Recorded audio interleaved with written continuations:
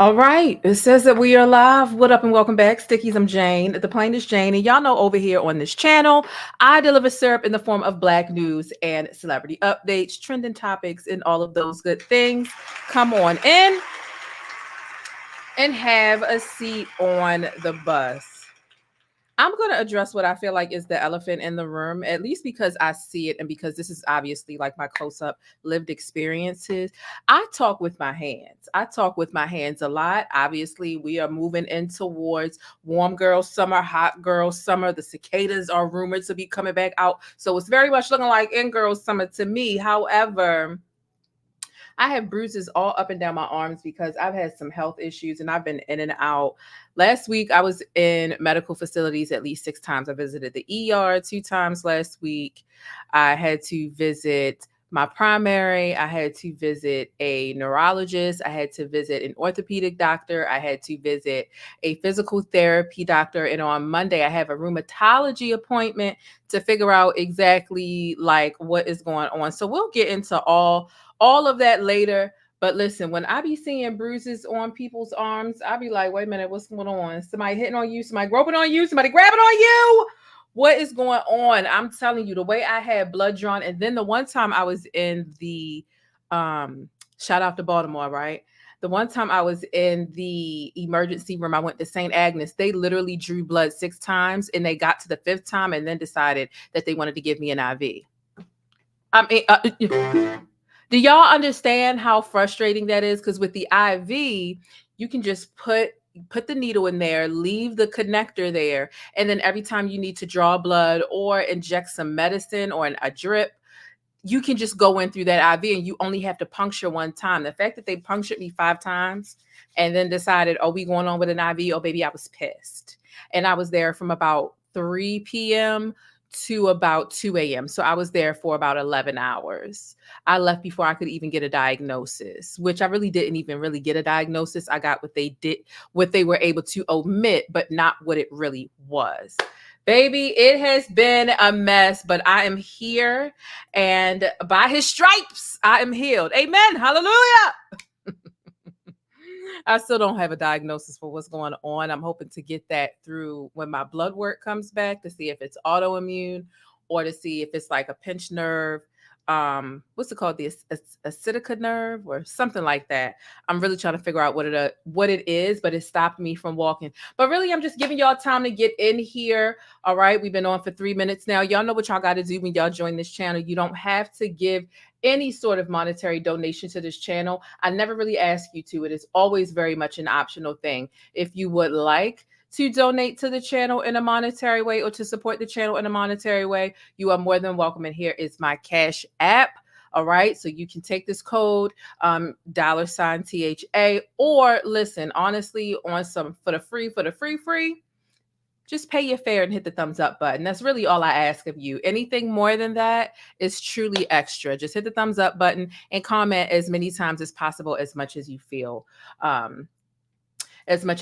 pulled to do so. Okay, so I'm gonna go ahead and play the intro. Y'all be sure to pay your fare, hit the thumbs up button, subscribe to the channel, share this video. Okay, share this video with somebody via text message, your group chat, Instagram, Facebook, Twitter, however it is that you share videos and media, funny stuff. We are touching on serious stuff, celebrity stuff, real world black news. We are getting into the things today. I do have a lot of things on the docket for today, but I don't want to be here longer than I want to say an hour and a half tops. So whatever we don't get to after an hour and a half will be for a live later on this evening, probably around 9 o'clock. Okay. So shout out to all of my channel members, shout out to all of my moderators, and shout out to everybody here in the live chat. Big ups to all of us for making it through another day. It has been so rough for me for the past couple weeks. And y'all know the last time I was live, YouTube actually went down, and that was really strange. Like navigating that amidst having 500 people in my chat, and then it went down to like 7 people. I'm like, what is happening? And then I searched YouTube down all across social media, and it was happening to everybody. So I am back, and I'm ready to just dive into these. I'm trying to dive in. Oh, let me stop, because don't nobody got time to be singing, let alone some Trey songs, baby. He done fell off something serious. So let me go ahead and play the intro. All right. Y'all go ahead and like the video, get comfortable. All right. We might be speeding a little bit. So make sure as you taking your sips of y'all Mad Dog 2020, your E&J, your Irk and Jerk, your Parmesan, you might have 1800 Cuervo, you might got Casamigos, Moet, Douce, whatever you have, Teleport, Barefoot. Put your bottle down and make sure you got the cap on it, okay? Because we are going to get into some things. We're going to be moving pretty fast. I want to cover more topics in a shorter amount of time on the channel. That is one of my goals that I have going on over here. So without further ado, let's burn rubber and pull this goddamn bus off, okay? Leg out.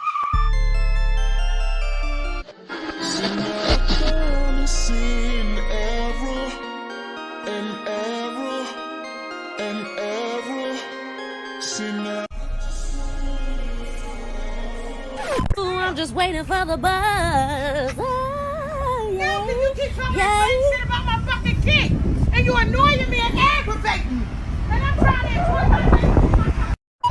Rolex on your wrist, a plain giant.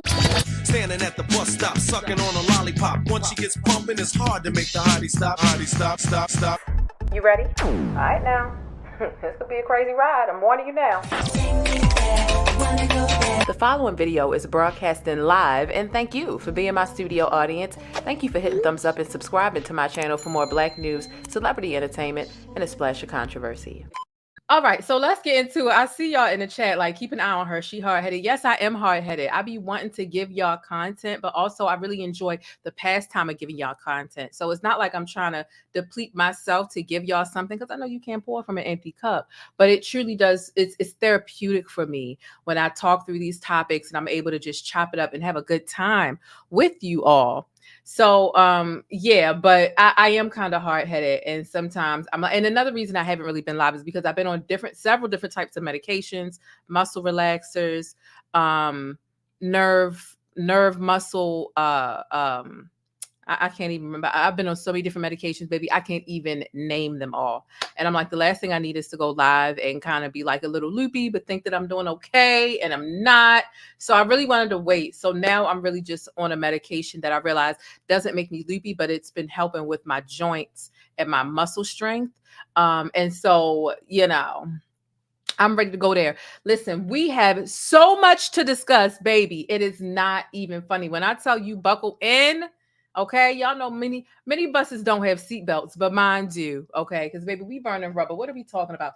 Tasha K got cussed the hell out, and we are gonna listen to this. And baby, when I tell you it is a gag, it is very much a gag. Benzino on R. Kelly, child. It's giving every bit of Stevie J and his stance on Diddy, right? We got to talk about MoNique because, baby, I can't escape it. I cannot escape talking about MoNique. Y'all know she's from here. I'm very familiar with her personality type.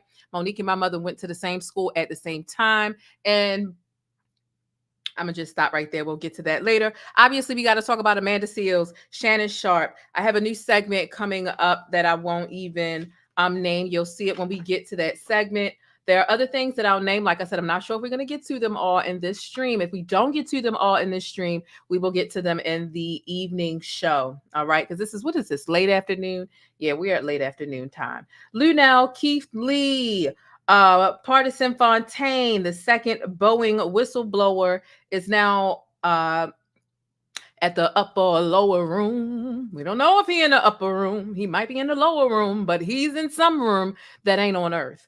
Laurence Fishburne, really interesting piece of news and information pertaining to a family member of his, and Raven Symone letting y'all know she still got that masculine dog in her. So there's a lot that I want to go over today.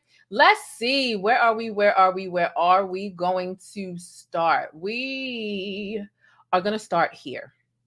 We're going to start here with a little bit of news. Y'all know over here on this channel, I cover topics inside of the celebrity world on my Black news bus, but also topics and things that affect everyday people like you and me. Okay. It's not all about celebrities. These are parasocial relationships that we have with these people. At the end of the day, we don't know these people, but we can definitely speculate about their lives and the things that they make public for the most part.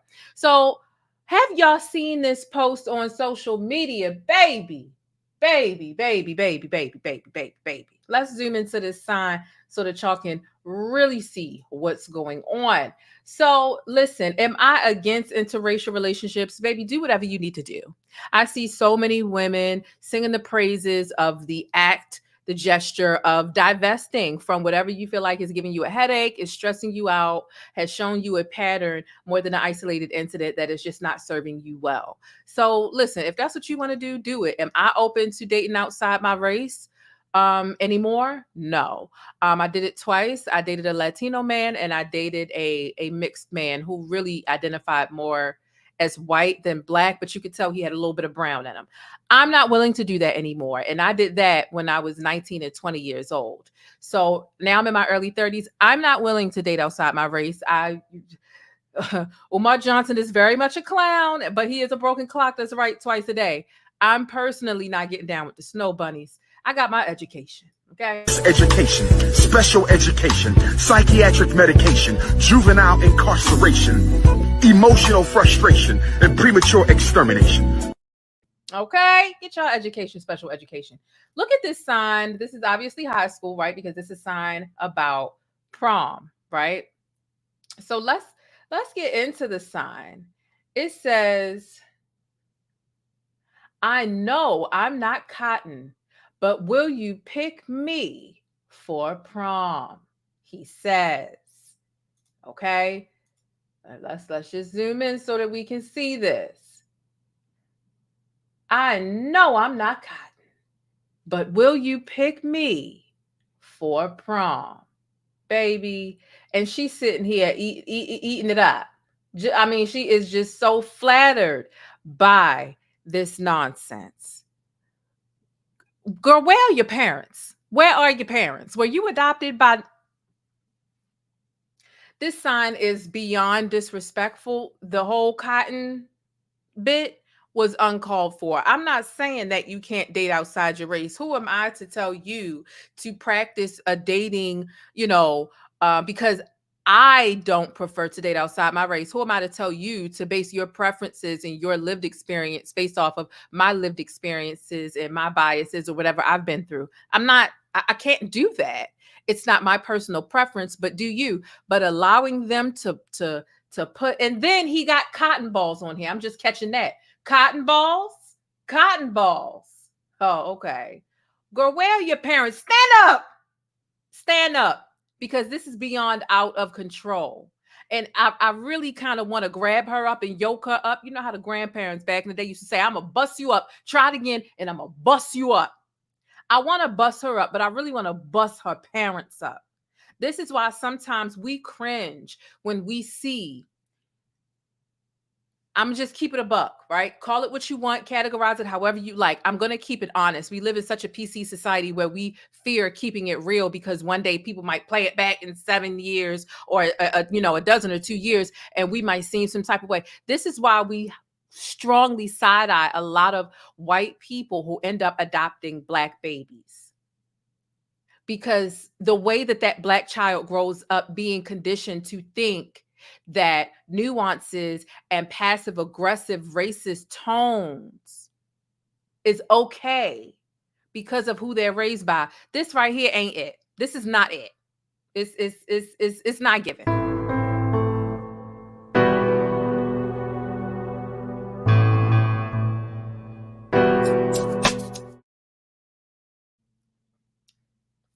It's not given. I just don't understand why the young woman doesn't even, she's at least in the 11th grade. It seems like he's asking her to prom, like maybe it's a shared prom or, so I can understand being in the 10th grade and going to a prom because I've been there before. I started going to proms when I was in the 10th grade. But why? Why is this okay? Where are her real parents and why are they subjecting her to this? Why? Why? Y'all help me understand and keep the conversation going below, because I don't get it and this doesn't make sense to me. Junior prom, senior prom, premature prom, overseason prom, you failed the 12th grade, second senior prom. I don't care what prom it is. It's wrong and it don't make no goddamn sense. Period, point blank. Okay? It's making no sense to me. Zilch, nada. All right? So that's that. Oh, let's go on. Oh yeah. Also, Tyrese is unfortunately on the list of things that we need to get into. Lord, y'all know the Tyrese thing really gets under my skin. I'm gonna get into something that's really good right now. Has everyone hit thumbs up? Where are we on the likes? Can somebody that's watching let me know? We got 287 people here. How many likes do we have? And just to help y'all understand everything, you can always put the number of likes slash the number of viewers. So how many likes do we have? It might be 100 or something. You can do like 100 slash 287, just so that when I want to ask about where we are in the likes, because we're almost at 300. The very least we can do is get to 150 likes. That would be real cute. If y'all could support the channel in a free way like that. Okay. So that is that. All right. Let's get into this whole Tasha K being cussed the hell out by the cussing pastor. I'm not sure if y'all are familiar with the cussing pastor. I came across the cussing pastor years ago. I can't even remember how long ago it was. It was oh my gosh. It was definitely more than 5 years ago. It was more than 5 years ago. And honestly, you know what? Let's just get into him cussing Tasha out. We're at we're okay, 147 likes out of 290. Okay. 165, 157, 164. Okay, so we're at about 170 likes. Thank y'all, thank y'all, thank y'all. And shout out to my moderators in the Discorders.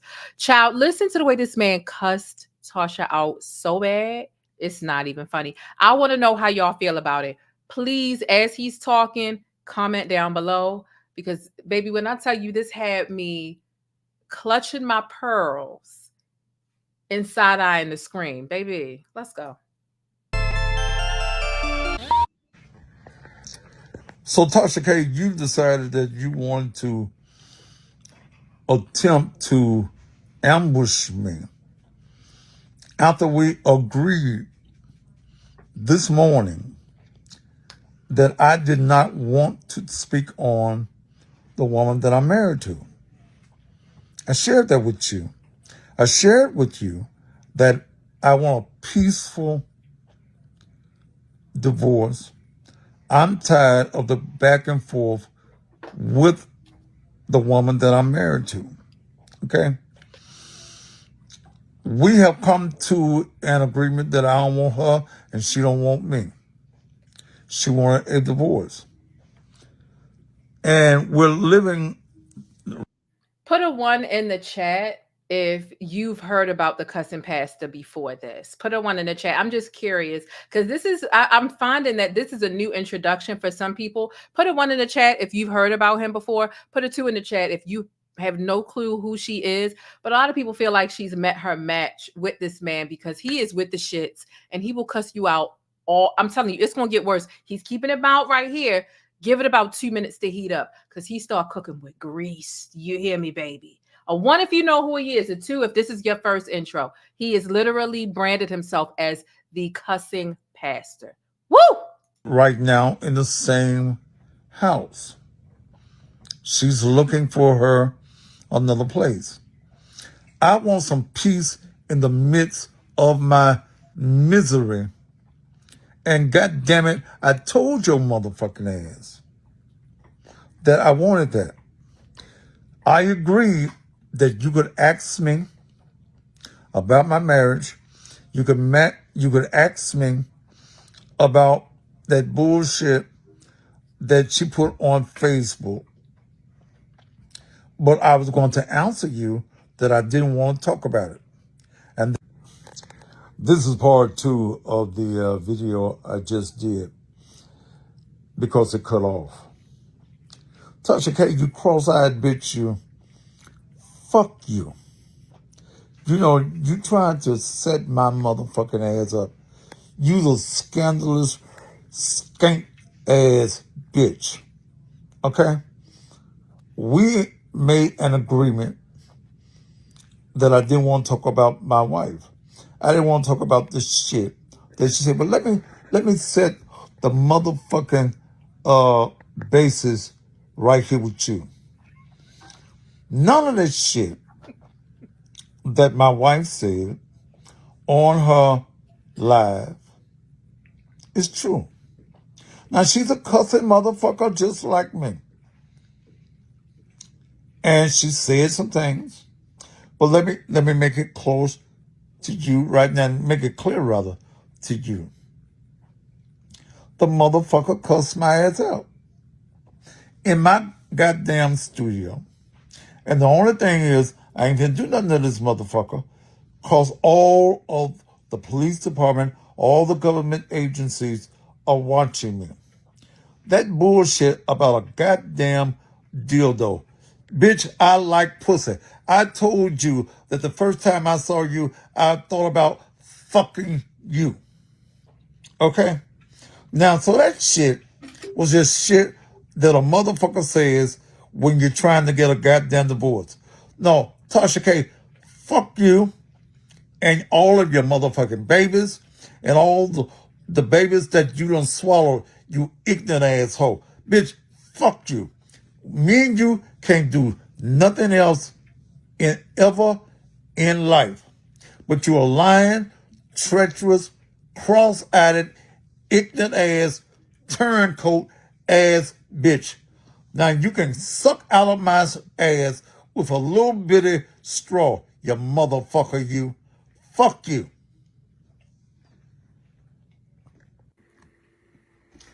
Tasha K, you know what? I'm really tired of you for one motherfucking day. Bitch, I don't know why you have decided that you need to come after me with your lying, cross-eyed monkey planted in the ape looking self. Bitch, the foreskin on most men's dick look better than you.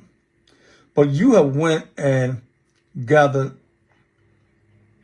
a bitch, Monica Bridges, that I did a show on about 2 years ago where her husband in a little country church, probably making about $75 or something,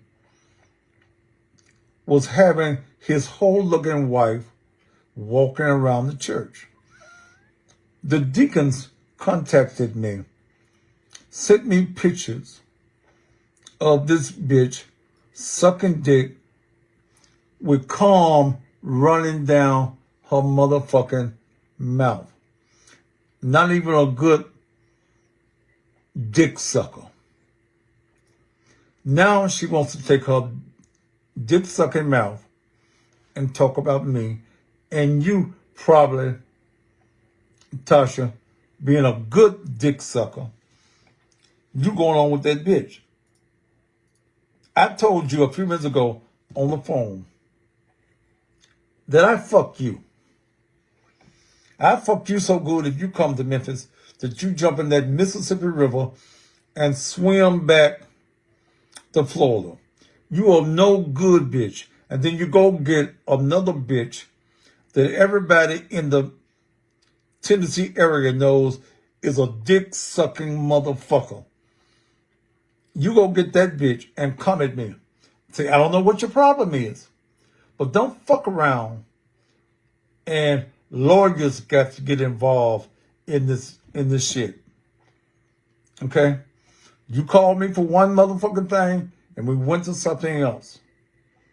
I told you I'm trying to get a peaceful divorce, and that's what it is. I didn't want to talk about my wife.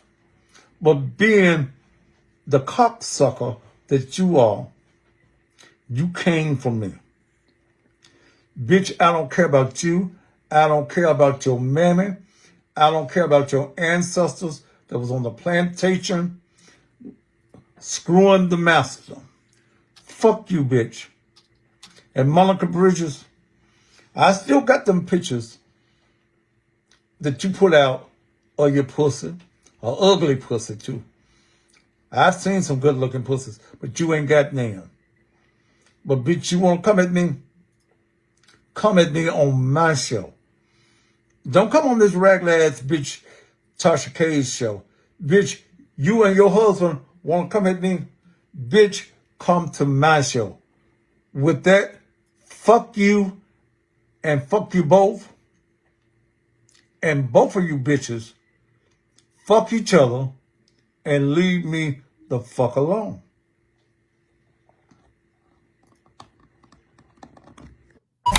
Rolex on your wrist, a plain Jane.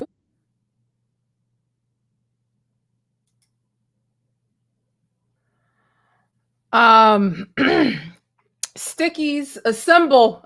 Please meet me at the bush expeditiously. We must go to the bush because It was gone. Let me just go in the bush and weep. Let me just go in the bush and weep. I just have to go in the bush and weep. Really. I don't understand. I swear to God, I don't understand.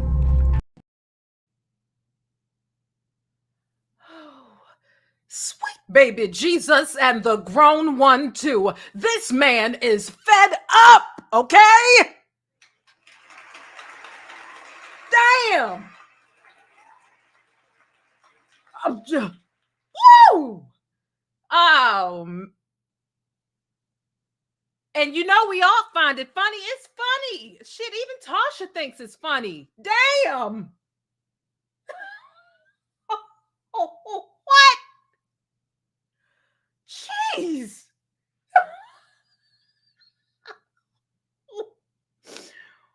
What? The bushes are crowded. There's no room. We must take time. Everyone who's been to the bush, everybody who's there, please move away so that the next group of people can get to the bush and weep, please. Because Lord.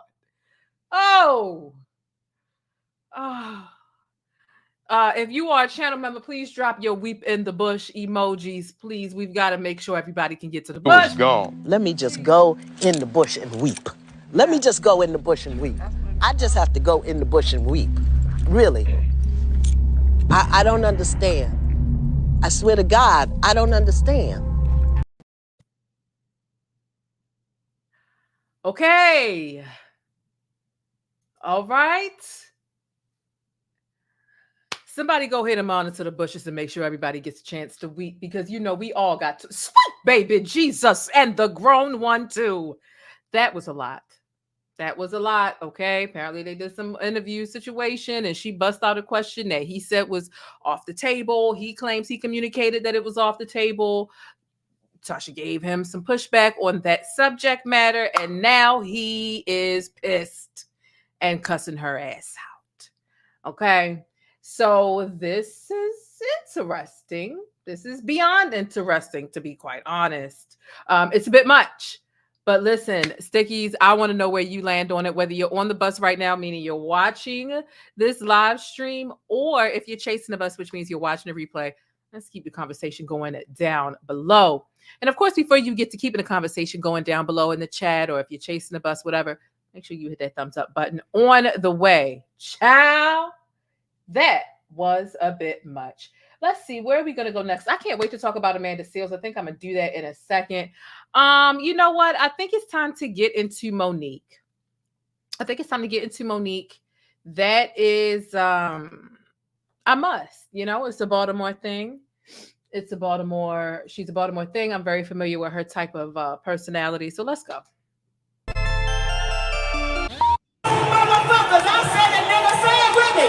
Fuck you, Uncle Wilfred. Fuck you, Tyler Perry. You cool motherfucker. Now some niggas got scared. It was like, you're going too far, bitch. I love that black raggedy bitch. I love that black simple-minded motherfucker. I love Oprah Winfrey's black ass. And we just need to bring her back to black. We need to bring that bitch back to motherfucking black. Are you an Oprah Winfrey fan? Yes. Okay, well, I'm not apologizing. For any motherfucking thing I say. What's your name, brother? Bill. What did he say? Melvin. We need you to help us bring that bitch back to black. I need you to bend her the fuck over and fuck her like a Nashville, Tennessee nigga would and bring that bitch back to black. Oh, bitch, be quiet. You gonna get some money out of this shit. And every time you see fucking Oprah, you see fucking gay. Best friends. Is what they say. I've never seen best friends like that. We ain't Make seen it Stephanie 30 in 30 years. motherfucking years. Who is loving Oprah Winfrey and Gayle King? Each other! But we don't want to say the shit out loud because it's Oprah fucking Winfrey. I'm too motherfucking old to be scared of this bitch.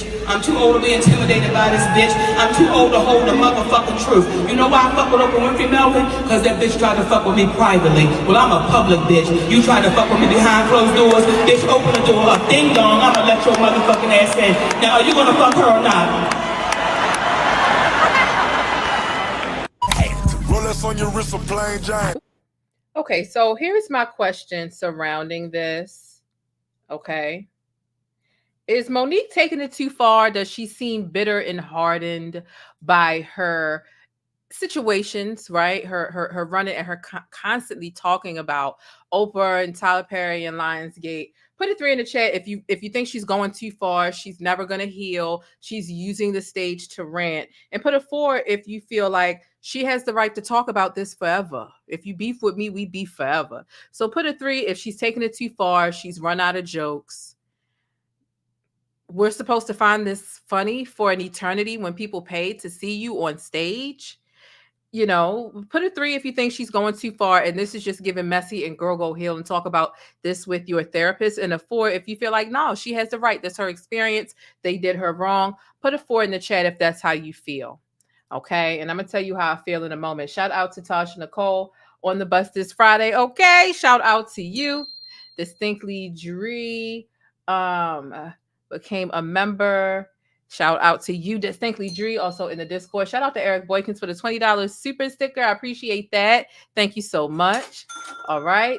Shout out to DJ for the $10 super sticker. I do appreciate that. Next, we have CC, who became a member. Thank you, thank you, thank you so much. I do appreciate your support. Adores Aaliyah has been a member for 25 months, which is 2 years and 1 month. Thaddeous Matthews, who is the cussing pastor, ain't a real pastor. He used to expose pastors until he decided to get a 501c. He couldn't beat him, so he joined him. Oh, that is interesting. What? Hang up the phone. I know you lying. Oh, didn't know that about him. You know what? The church is the easiest place to infiltrate because some people are so blindly loyal to religion, no matter what religion it is. It could be Christianity, you know, Muslim, it could be anything, Jehovah's Witness. And a lot of times people throw common sense out the window because they're trying to stay blindly loyal to whatever religion they were raised in or they discovered or whatever the case is. That's very interesting. And I appreciate you dropping that piece of knowledge. That's something for sure. It is. Okay, so shout out to the cussing pastor. Thank you for the 1999 DAU 229. I do appreciate that. Thank you so much. Oh, wow. I did not know he used to expose pastors. And then he said, well, I can't beat him. Let me join him. Interesting. So what I'm going to do is I'm going to play this MoNique thing one more time and ask y'all these questions. Shout out to the 450 people who are here right now. Where do y'all feel like MoNique is with healing and with getting over? For me, I personally feel like MoNique has ran out of jokes. Like, I should not be paying, even though you're an opener. We're going to get it anyway.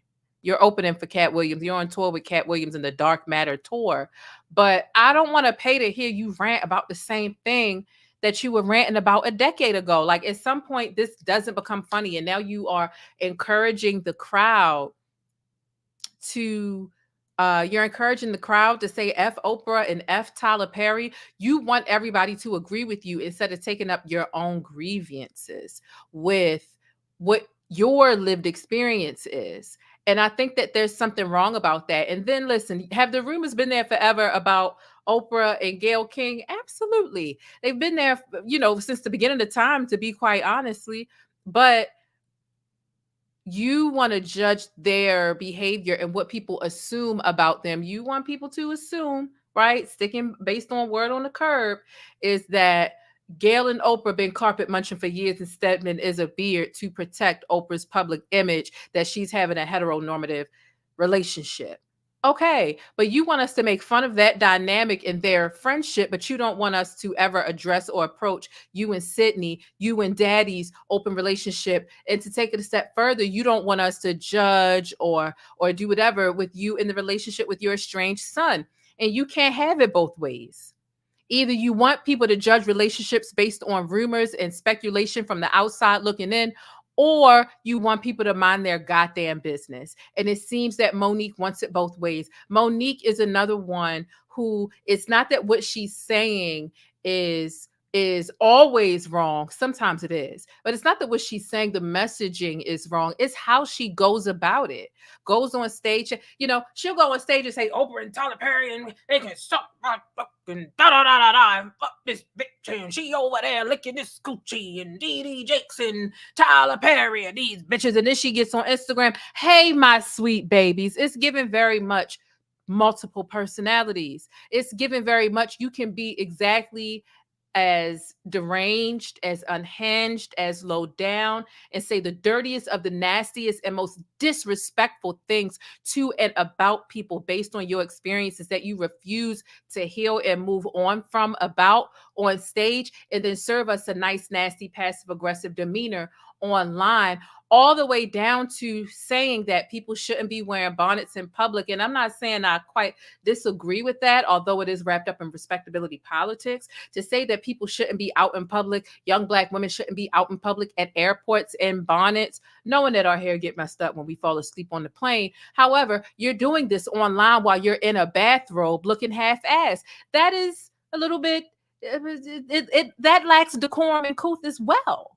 So MoNique comes off very hypocritical a lot of times, and I know a lot of times it can seem like I'm very critical. I'm very critical of MoNique, but I don't have a problem agreeing with her when she's right. And that is why when everybody was like, how come when Taraji spoke up about the pay discrepancies and the treatment discrepancies, you know, pertaining to Oprah Winfrey and the pay gaps in Hollywood, but when MoNique did it, it wasn't met. How long have we heard? How old were we when we first heard it's not what you say, it's how you say it? Your delivery can diminish your message if you're not tactful, if you're not careful, if you're not situationally aware. Hello. And MoNique oftentimes uses her comedic lens as a way, as a guise to get around being held accountable for haphazardly shooting out what she thinks. Her using D.L. Hughley's daughter's, you know, issues when she was mistreated by a gentleman, you know, the essay that happened, you were beefing with D.L. Hughley and you quickly went and reached for a pained area of his child. His child had nothing to do with that. And you still stand 10 toes down on that and refuse to take accountability for how wrong it was to weaponize his daughter's pained area that she was a minor at that time and had no control over, being subjected or victimized by that. And so MoNique, much like Amanda Seales, insufferable, stand 10 toes down and refuses to take accountability for wrongdoing, regardless of who it lands on, even her own son. This is why I feel as though MoNique will never change. If she can come in public and treat her own son that way and go on stage and say, oh, when it comes to my son, fuck that nigga.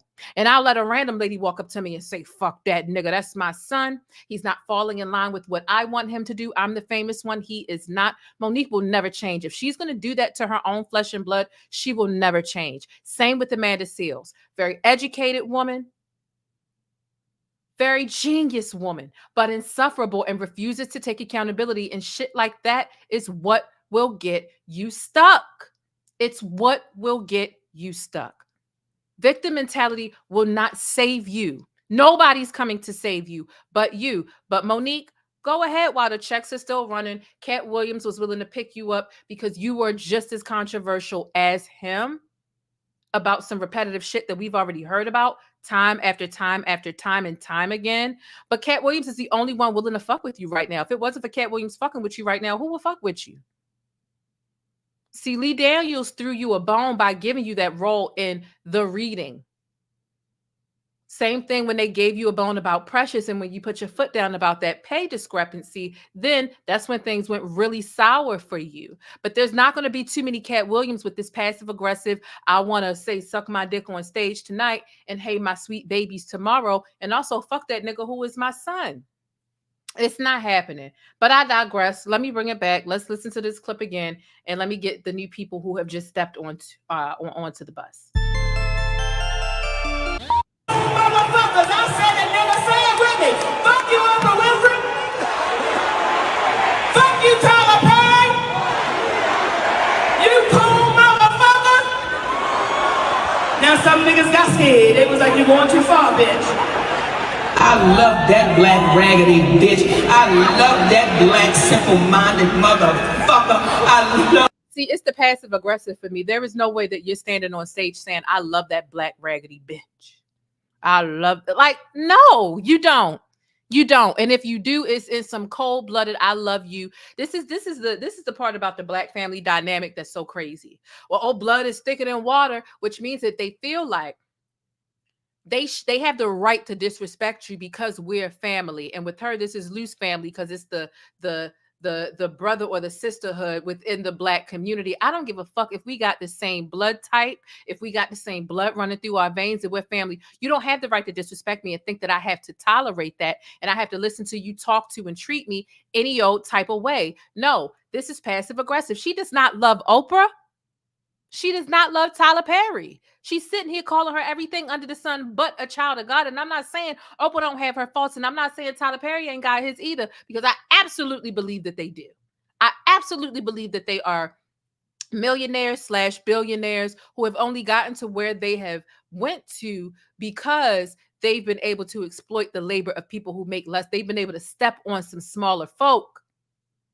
So I'm not saying that Tyler and Oprah aren't wrong, but MoNique is the one who ends up looking scorned and bitter here because she's dying and begging for a response from them. And at this point, it's been how many years? 10? You're never going to get it. Move on. I wish she would sit down with Iyanla Vanzant, because sometimes I feel like Iyanla used to take it far too. Is that what you want? Well, you're never going to get it. You're never going to get it. So have you really run out of material to the point where you can't come up with new jokes? I'm supposed to show up. And I've seen MoNique in person here in Baltimore down at the Comedy Factory. The same venue that I saw Tasha K at, the same venue that I saw Lunell at, and the list goes on, at the same venue that I saw T.I. at. The list goes on and on and on and on and on. And I've actually seen Lunell twice, because when I went to go see Cat Williams down at the Baltimore Arena, where they've changed the name to the First Mariner Arena, the Royal Farms Arena, whatever you want to call it. Baltimore, you already know. If you know, you know. When Lunell was one of the people who opened up for Cat Williams. So I've seen Lunell in person do her stand-up. So I've seen MoNique in person, and MoNique is funny, especially when she is not relying on the permanent crutch. 500 in the chat. Shout out to all of y'all. The permanent crutch. The permanent crutch of Oprah and Tyler Perry and all of how she's been done wrong. It's so old, and I can't believe Daddy isn't opening her eyes to this. This is just quite pathetic to me and sad. As a comedian that was OG back on Comic View on BET, coming at you 6 nights a week, get your laugh on. Hey, everybody get your laugh. Def Comedy Jam, all that. Like, she has been through all of these. So why is it that you can't come up with any new material and we're supposed to find every Oprah and Tyler Perry joke funny? It's old and it's extremely stale at this point. It's stale. It's expired at this point. It's moldy. And if we even partake in it, we might get sick. We need to go see our primary practitioner. Hello. Oprah Winfrey's black ass. And we just need to bring her back to black. We need to bring that bitch back to motherfucking black. Are you an Oprah Winfrey fan? Yes. Okay, well, I'm not apologizing. For any motherfucking thing I say. What's your name, brother? Bill. What did he say? Melvin. We need you to help us bring that bitch back to black. I need you to bend her the fuck over and fuck her like a Nashville, Tennessee nigga would and bring that bitch back to black. Oh, bitch, be quiet. You gonna get some money out of it. Shit. And every time you see fucking Oprah, you see fucking gay. Best friends. Is what they say. I've never seen best friends like that. We ain't seen Stephanie in 30 motherfucking years. Who is loving Oprah Winfrey and Gayle King? Each other! But we don't want to say the shit out loud because it's Oprah fucking Winfrey. I'm too motherfucking old to be scared of this bitch. I'm too old to be intimidated by this bitch. I'm too old to hold the motherfucking truth. You know why I fuck with Oprah Winfrey, Melvin? Because that bitch tried to fuck with me privately. Well, I'm a public bitch. You tried to fuck with me behind closed doors. Bitch, open the door up. Ding dong, I'ma let your motherfucking ass in. Now, are you gonna fuck her or not? Rolex on your wrist, a plain Jane. So again, this is the same woman who told us to cancel Netflix because she was having an issue with Netflix. And this is how MoNique rolls. Because I'm not messing with Netflix, I want y'all to not mess with Netflix. What we heard in this clip was her saying, I don't mess with Oprah and Tyler Perry, and I need y'all to not F with them. Matter of fact, put it in the air. Say, F you, Oprah Winfrey, F you, Oprah Winfrey. F you, Tyler Perry, F you. Like, everybody's not going to not mess with everybody because you don't. Like, that's a basic associate, friend, colleague, co-worker, whoever dynamic. Just because I don't F with somebody and you and I are cordial doesn't mean now sometimes depending on what it is. Now, if somebody essayed you in the bathroom, okay, yeah, I'm not messing with them because they're an essayer and that's gross. But when we're not talking about something like that, I wasn't there for those grievances. So you can't expect me to just take your side and roll with you. And you really, that's essentially her trying to get a hate train off of the ground. And truth be told, her issue is that a hate train had been gotten off the ground for her. She was blackballed, right? And she didn't like that. So let people decide who they are and who they aren't going to mess with. This is the same woman who told us to cancel Netflix for her and whatever. And she turned around, and when the money was looking right, she turned right around to Netflix and took their money and never came back to say, okay, well, this is what it was, but this is what it is now. Me and Netflix done made it right and Like, so you'll get people to not mess with a certain person, a certain entity, a certain platform, a certain whatever. And then when the money is looking right for you and it's in your best benefit, you'll switch back over and start effing with them again. Meanwhile, we done took a hard stance and we gotta that's why I don't roll with I don't mess with this person. Maybe you shouldn't. It's really a case by case thing. But for MoNique, it's if they didn't agree with me through and through, then I don't think you should F with them. And when it comes to Amanda Seales, it's kind of the same thing. So I think I'm gonna transition into Amanda Seales in this moment. But you know what though? Actually, the first thing I'm gonna do, let's get into R. Kelly. Y'all know we gotta get into R. Kelly. Y'all know we always have got to get into R. Kelly over here. I know R. Kelly, I want to say he's tired of being brought up, but also I feel like he's kind of not.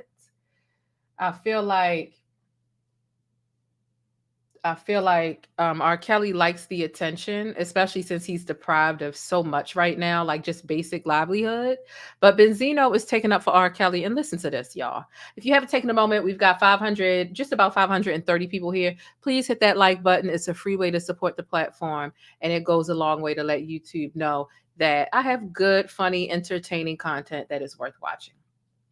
Do you think we should give R. Kelly a second chance? Everybody deserves a second chance. I know that Elvis, a lot of them was 14, 15. I know Nick with young girls, to keep it 100, right? I'm not into that. Again, the legal age is 16 years old. So does that make it right if it does it? Yes or no? To everybody on the table. Absolutely does that make it right? No. If it's legal, does it make it right if a dates a 16-year-old? Makes it very wrong. I Ladies? don't agree. No, it's gross. All right. So, but it's legal in America. Right. So why the is R. Kelly doing all this time? And because you know why? Because they're 14 and 2 years younger. But you don't think that the ones that you don't think that the people who cleared it for 16 years old didn't know that they're with 13 and 14s too. Right. Like, even to make a age that young to be the law, you already know they're going under that. Right. I'm not condoning Nick with little girls. It's sick. Right. All right. It's sick. It's sick. I agree. But I don't think R. Kelly should rot in jail for 30 years either. And I still be riding to R. Kelly. I don't like. Listen, man. I be playing my and people looking at me. I'm like, nah. But what about R. Kelly getting arrested when he was a kid? They didn't take in consideration none of, and they exploited him and made all these documentaries that all these people made money off of. Right. Them parents and them girls knew what they were dealing with R. Kelly. A lot of people knew that. You You know what I'm saying? But R. Kelly wasn't educated, man. Rolex on your wrist, a plain Jane.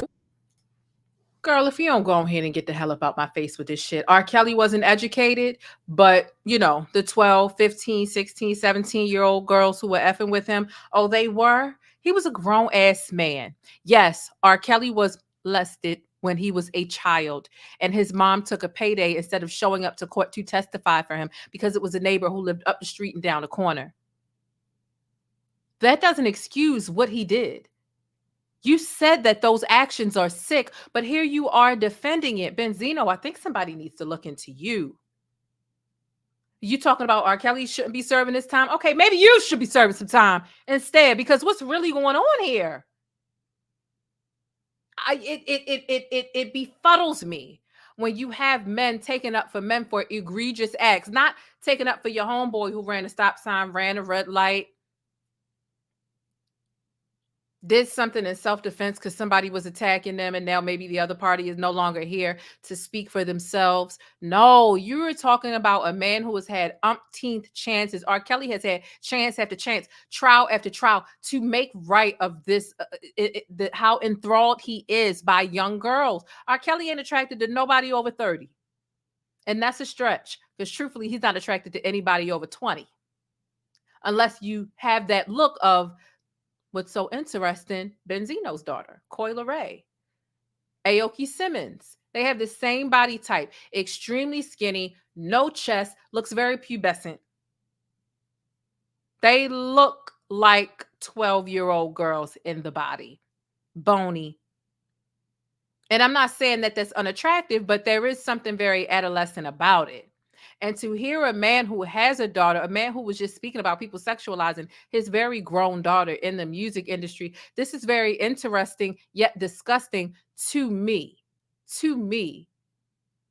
This is a man who is a girl dad, and he's excusing away shit like this. And I oftentimes say people formulate all of these problematic, shock jockey type of opinions about this type of abuse and disrespect. And none of their commentary or the way that they are thinking and spewing facts about this stuff, it never really aligns with reality until it is their niece or their nephew or their daughter or their sister or their aunt being the victim of a crime like this. Then the tone of how they actually go about this ish is a lot different. So I want to know from you all, put in the chat a 5 if you disagree with Benzino and you feel like he's siding with grape apologists, and put a 6 if you agree. And you know, another thing that was really interesting to me, a 5 if you disagree with Benzino and you feel like he's talking malarkey, and a 6 if you agree. It's interesting. He says the age of consent is 16. So, Elvis did it. Yeah, Elvis did it, and he was nasty, and it just so happened to be his cousin at that. Elvis made a whole song called Kissing Cousins about an underage cousin that he had that he was hunching on. Disgusting. White is not the standard. And I'm going to continue to say that. White is not the standard. Oh, because a white person can be a goddamn predator and groom children means that black people should do it too? All of it's wrong. I don't care if it's black, white, purple, green, yellow, fluorescent beige, or Easter pastel. It's wrong, and it's nasty, and it's disgusting that you are making excuses for things like this, because I wonder what the fuck they would find in your phone outside of you being attracted to transgenders. I wonder what the fuck they would find in your phone if they would be searching all up in your shit, because for you to be making excuses like this, it means that you down with that shit too.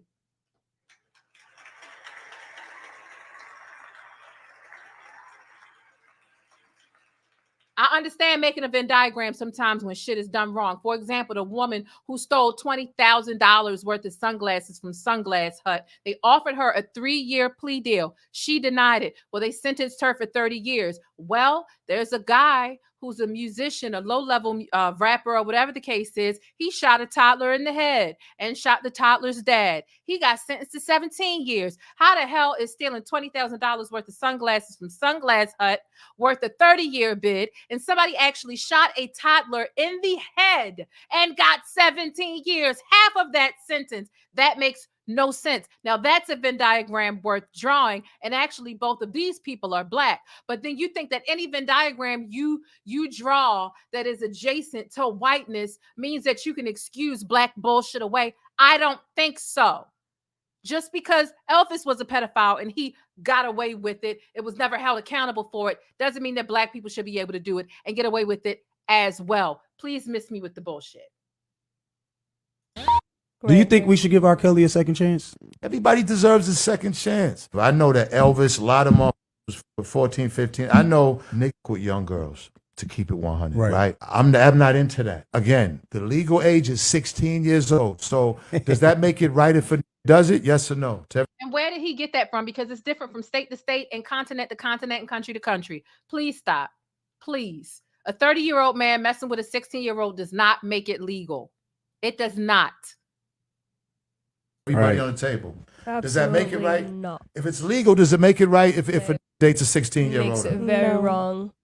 I don't agree. No, it's gross. All right. So, but it's legal in America. Right. So why the is R. Kelly doing all this time? And because you know why? Because they're 14 and 2 years younger.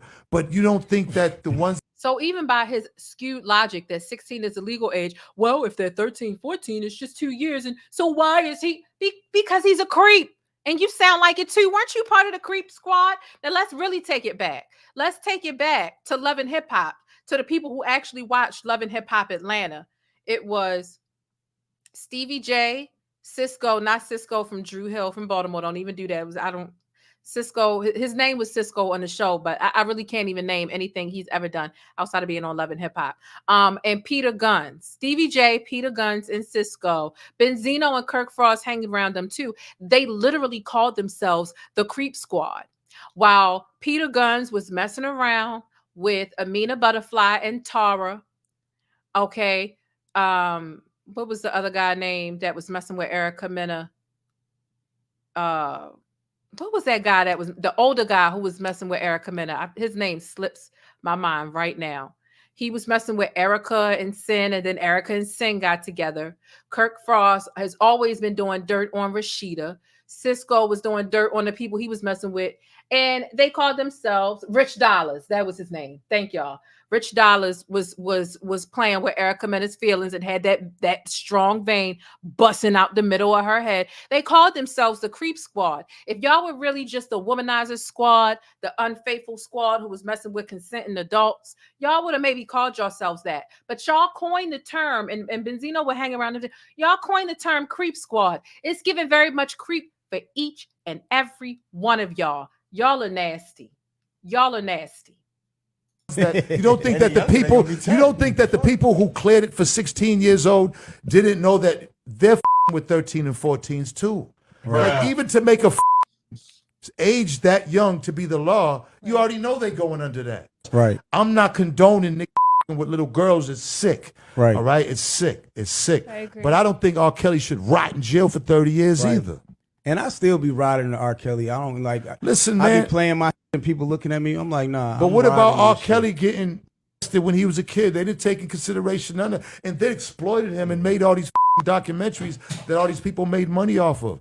Right. Them parents and them girls knew what they were dealing with R. Kelly. A lot of people knew that. You know what I'm saying? But R. Kelly wasn't educated, man. Rolex on your wrist, a plain giant. Just a mess. Just a complete and absolute mess, if you ask me. Okay. A complete mess. A complete mess. Let's see. Where are we at? Melanin Queen says, I love MoNique, but she's serving Buddhism with them jokes. I'm getting expired government milk. No one cares if Oprah is clapping Gail's cheeks.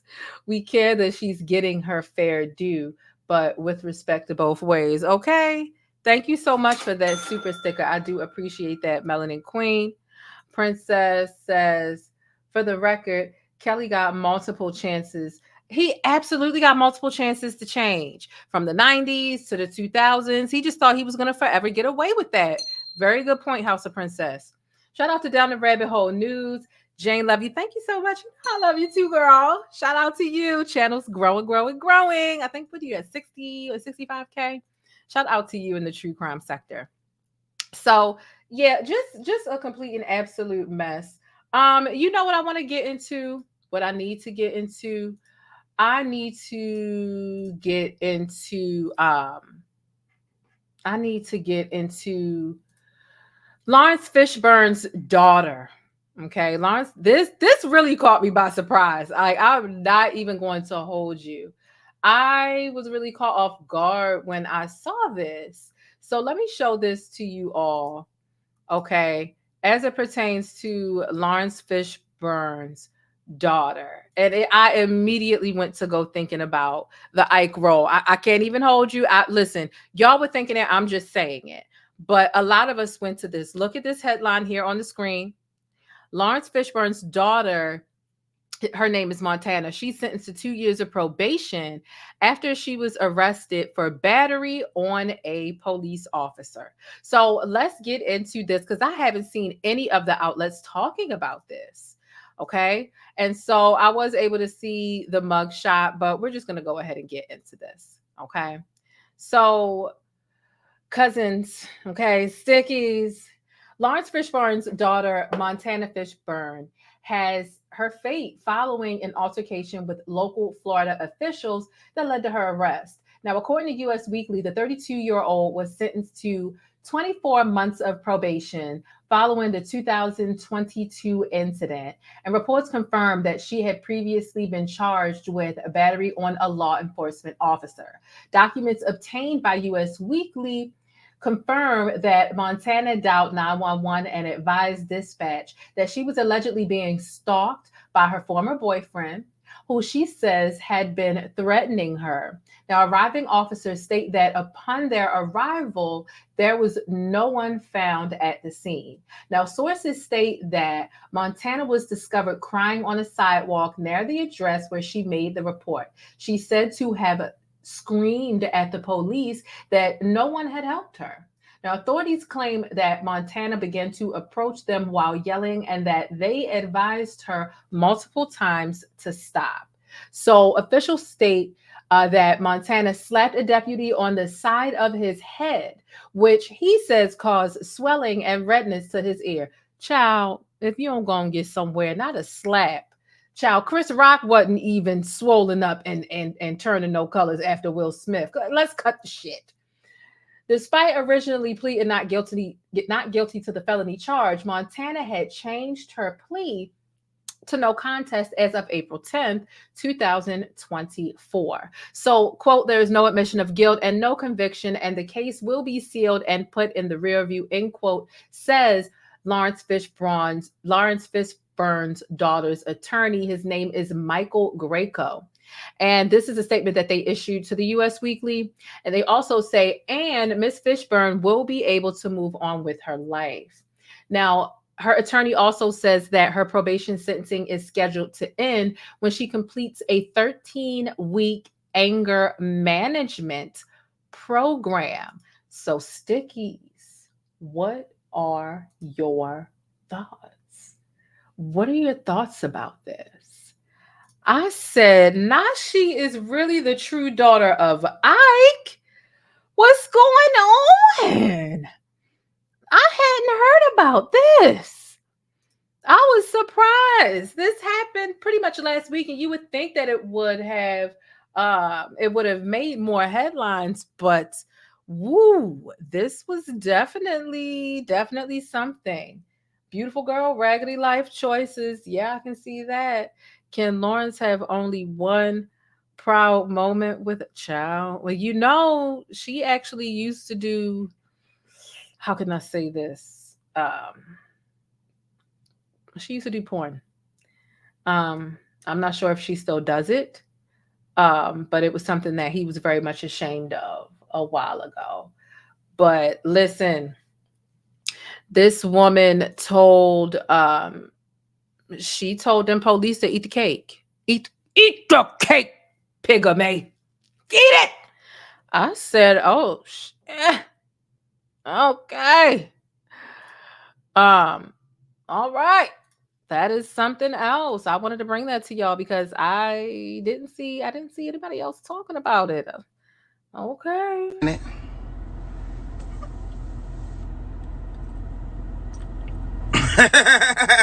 Anyway.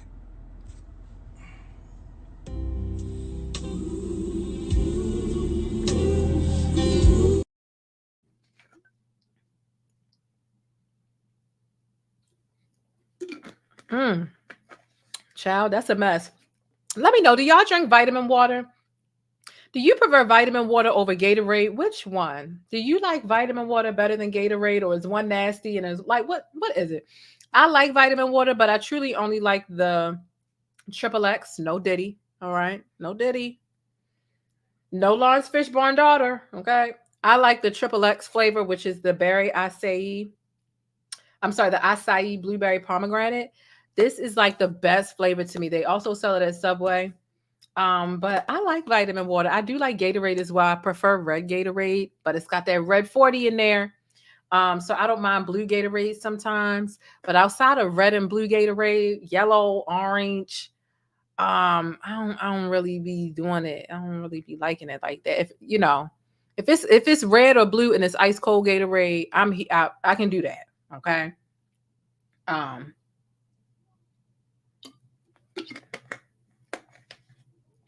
Ooh, I can do a couple other flavors of vitamin water as long as it's like pinkish, purplish, or reddish. Because the berry acai is purplish, and I typically don't like purplish stuff because it tastes like Robitussin. But the XXX acai blueberry pomegranate, it doesn't taste like Robitussin or have any like weird aftertaste. So yeah, but I have been getting more into water anyway. The thing is with water, I like my water room temperature. I don't like cold water, but I do like Powerade. Not Powerade. Powerade is it's edible, but it's not my Gatorade vitamin water. I prefer those to be cold, chilled. And apple juice. Oh, I'm an apple juice junkie for sure. White Gatorade? They got white Gatorade? What? Okay, now y'all got me about to order something off Amazon for real. White Gatorade? Now, why we dealing with colonizer Gatorade? Which one of y'all silly mother... I'm calling Dr. Umar on y'all. Why are we doing Gatorade of no color? Sweet baby Jesus and the grown one too. Why are we doing Gatorade of no color? Just why? Let's go ahead and get into... All right. Now we need to go ahead and get into Amanda Seales and her shit. We need to get into Amanda Seales and her mess. All right. And I have some thoughts. I really, really, really have some thoughts. I think it's going to take some time for me to shoot these and kick these nasty thoughts. Baby got back. So I have some thoughts. I have some clips that I want to play in addition to my thoughts. Child, desktop Instagram is so different from regular. So here's what I'm going to do. We're going to get into the Amanda Seales. I may or may not open the phone lines. This is already a late show. I do want to do a second show for you all this evening. So we are going to go ahead and get into a quick commercial. Y'all be sure to drop them pancakes down below in the chat, whether you're a channel member or not. If you're a channel member, use your special channel emojis. You do have perks when you join the membership. I do have a Patreon giveaway coming up soon that I'm almost finished with formulating and rolling out. I want to get people more used to, y'all know my channel got deleted when I got to 102,000 subscribers. So I was this close to getting my plaque mailed to me in the mail, and YouTube clipped my channel, and it really, of course it made me sad, right?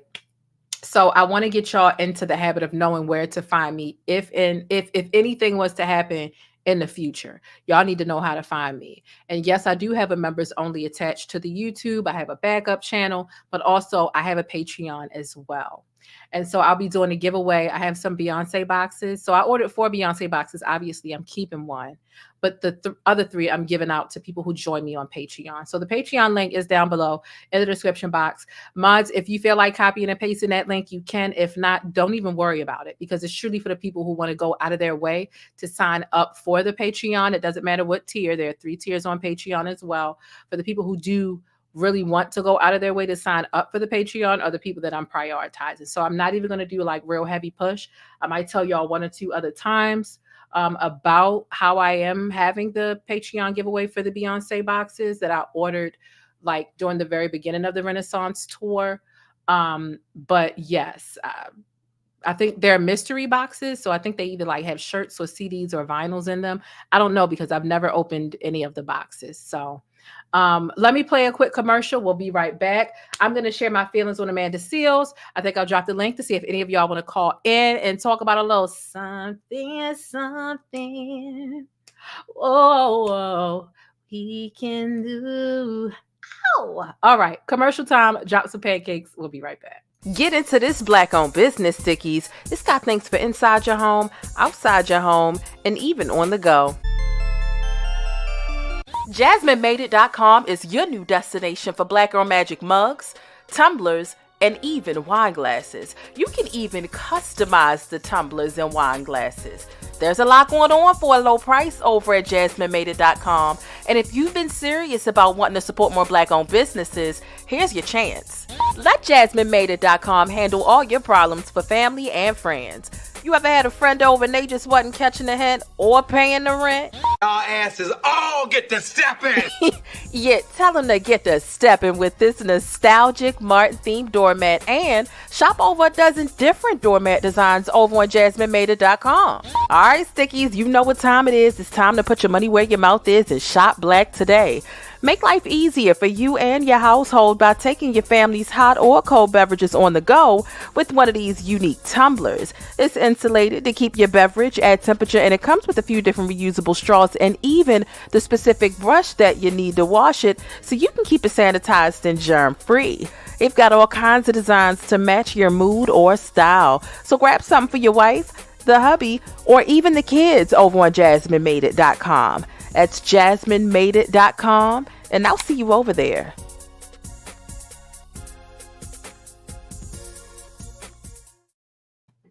All right, and we are back, and let's go ahead and get into this thing here, okay?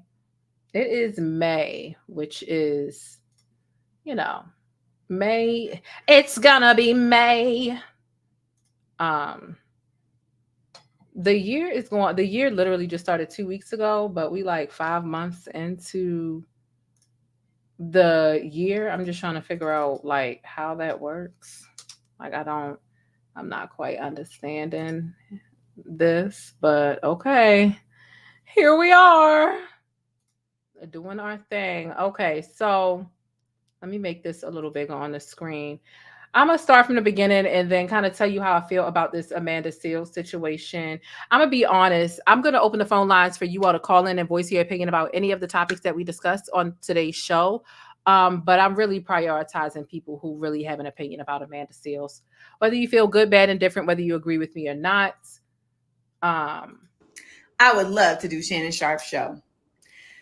I think it would actually be career changing, and not just for like my career, but for the fact that in showing that even when you keep it a buck about things, even when you stand 10 toes down on issues that are global and political, that even when you align yourself with integrity and work independently, that you can still have a fruitful career.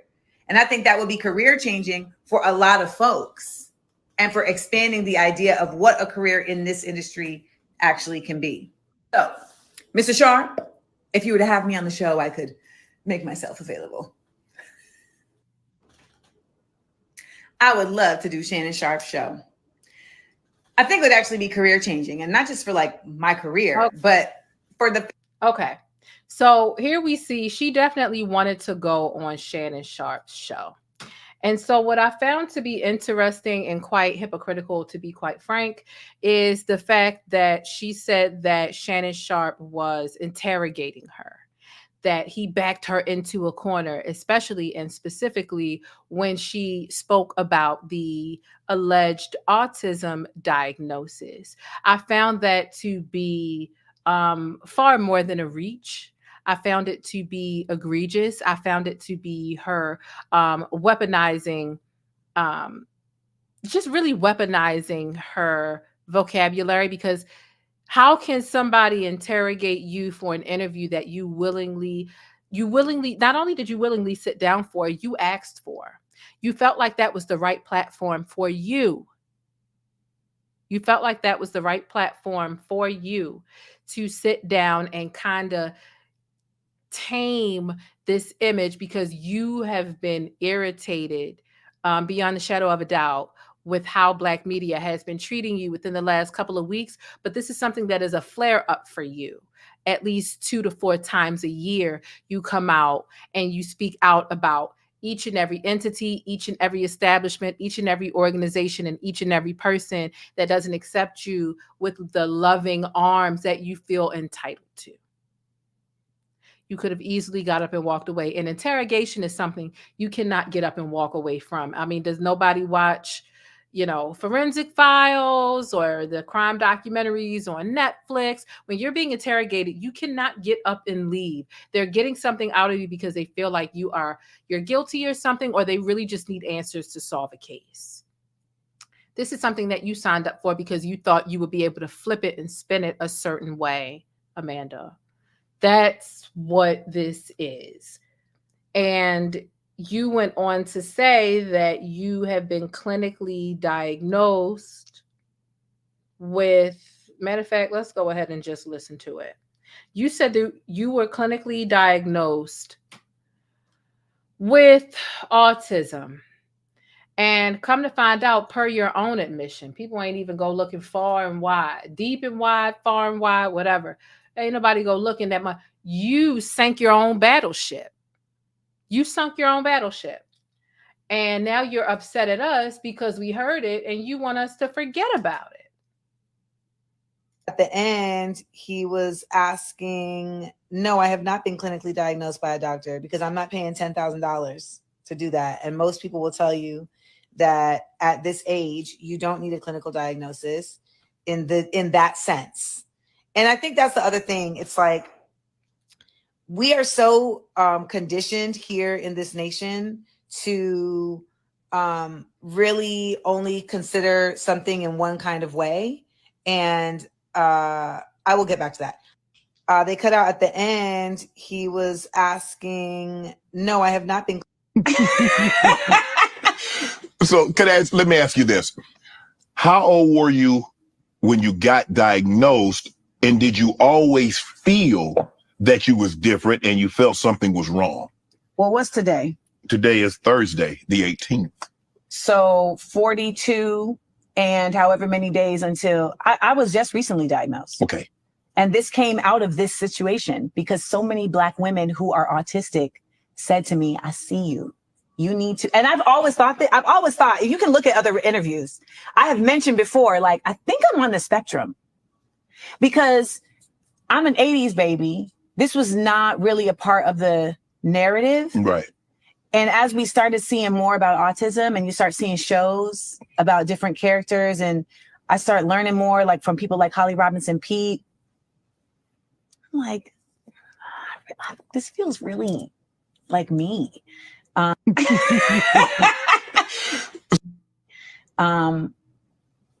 then, I think sometimes we're afraid to learn certain things. Yeah.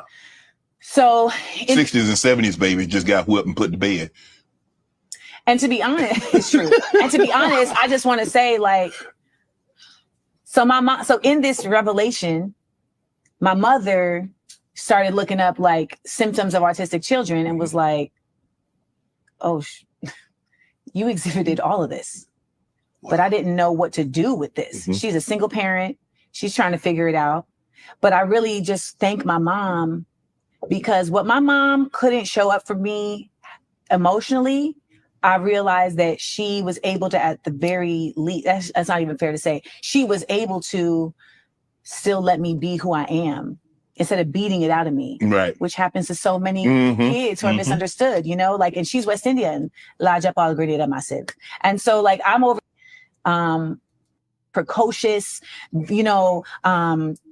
loquacious child that's always talking. And they're telling her like, why you letting her just do all this talking and all of that? Why she's too fresh? She too fresh. Why you doing all? Why you letting her just run shimoto?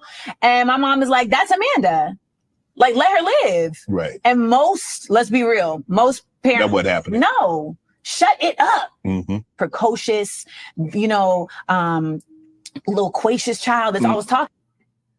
Okay, so let me just say this. Amanda is her own worst enemy. Amanda is her own worst enemy. And I really wanted to preface what I was saying with this clip, because this clip actually, the voice backing behind it is actually a real. I watched the interview was a little over 3 hours. I watched the entire thing, and I actually watched it twice. Right. So I've been in a lot of pain the last couple of weeks. Y'all know what I've been going. So I'm just like laying there in bed, couldn't do nothing else. So I'm just laying there listening to it while I'm going to sleep. And at first I was going to start taking notes, but it was too much. I take very detailed notes. I'm like, I'm not doing this. There was a lot that I could just remember based on just watching it. This was really funny to me because Shannon Sharpe, and this is a real voiceover, it's not faked, but you can see the skit over top of the voice. Shannon Sharpe was looking for a Dr. Umar moment. He was definitely looking for an I gotcha Dr. Umar moment. Y'all take a look at this. Your mom is white. My mother is not white. Is your mom? Why do people keep saying my mother is white? She's West Indian, so she is a black woman from Grenada, which is a black island. She married a white man. No, she did not.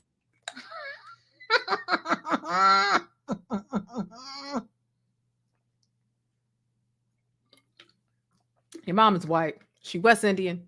She married a white. He said somebody's white, goddammit. Somebody white, goddammit. Somebody's gonna be white for the sake of being white, because goddammit, I got these cue cards, and my researcher said somebody's white. But anyway, your mom is white. My mother is not white. Is your Why mom? do people keep saying my mother is white? She's West Indian, so she is a black woman from Grenada, which is a black island. She married a white man. No, she did not.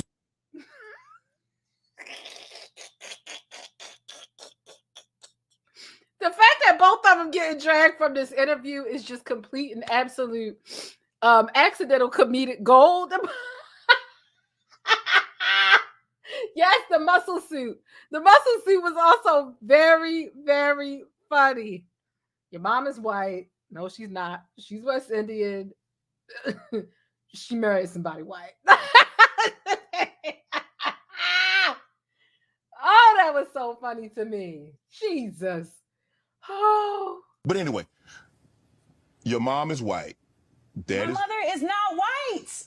Is your Why mom? do people keep saying my mother is white? She's West Indian, so she is a black woman from Grenada, which is a black island. She married a white man. No, she did not. He need to fire his researcher. His researcher that gave him them cue cards truly set him up. Oh, they said somebody's white. Push back on her. Push back on her because somebody's white. Woo! Oh my God, that was so funny to me. Okay, so to keep it moving with how I feel about Amanda Seales.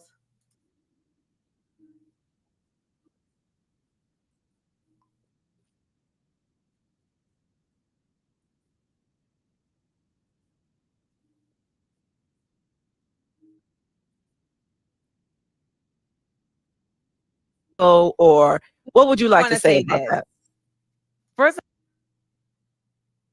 I should say about the discovery of your autism. But what do you want people to either know about autism or the fact that you recently discovered that you have autism? There's a lot of talk about whether or not the diagnosis was clinical, or what would you like to say about that? First, I want to say it is so wild to see people pick and choose when they want to believe doctors and when they don't. Let me just pause right there. Amanda, you lied. I'm not saying that you aren't on the spectrum. I'm not saying that you don't have some sort of neurodivergent situation that you are living with. But what is the treatment? would be my first question. But Amanda, you lied.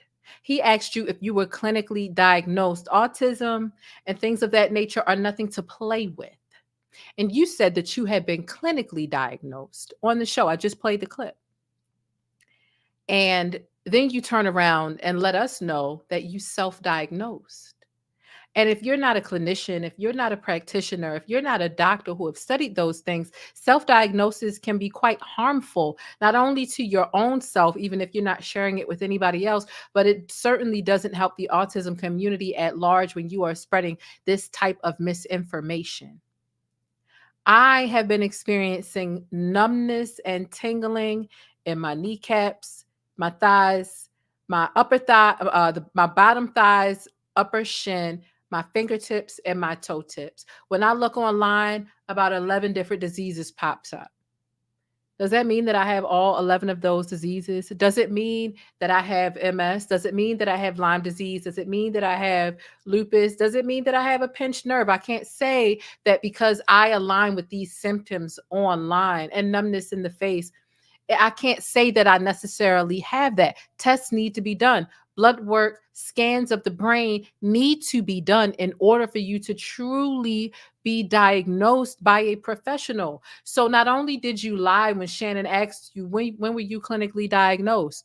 Oh, what is 42 plus? Oh, it was just recently. And then you come out and say, no, I wasn't clinically diagnosed because I ain't had $10,000.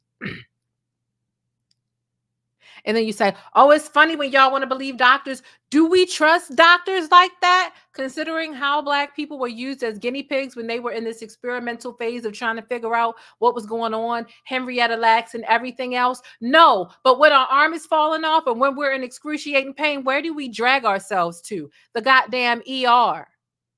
Do we trust police? But when we're being attacked, do we call the police and still utilize them services? You damn right we do.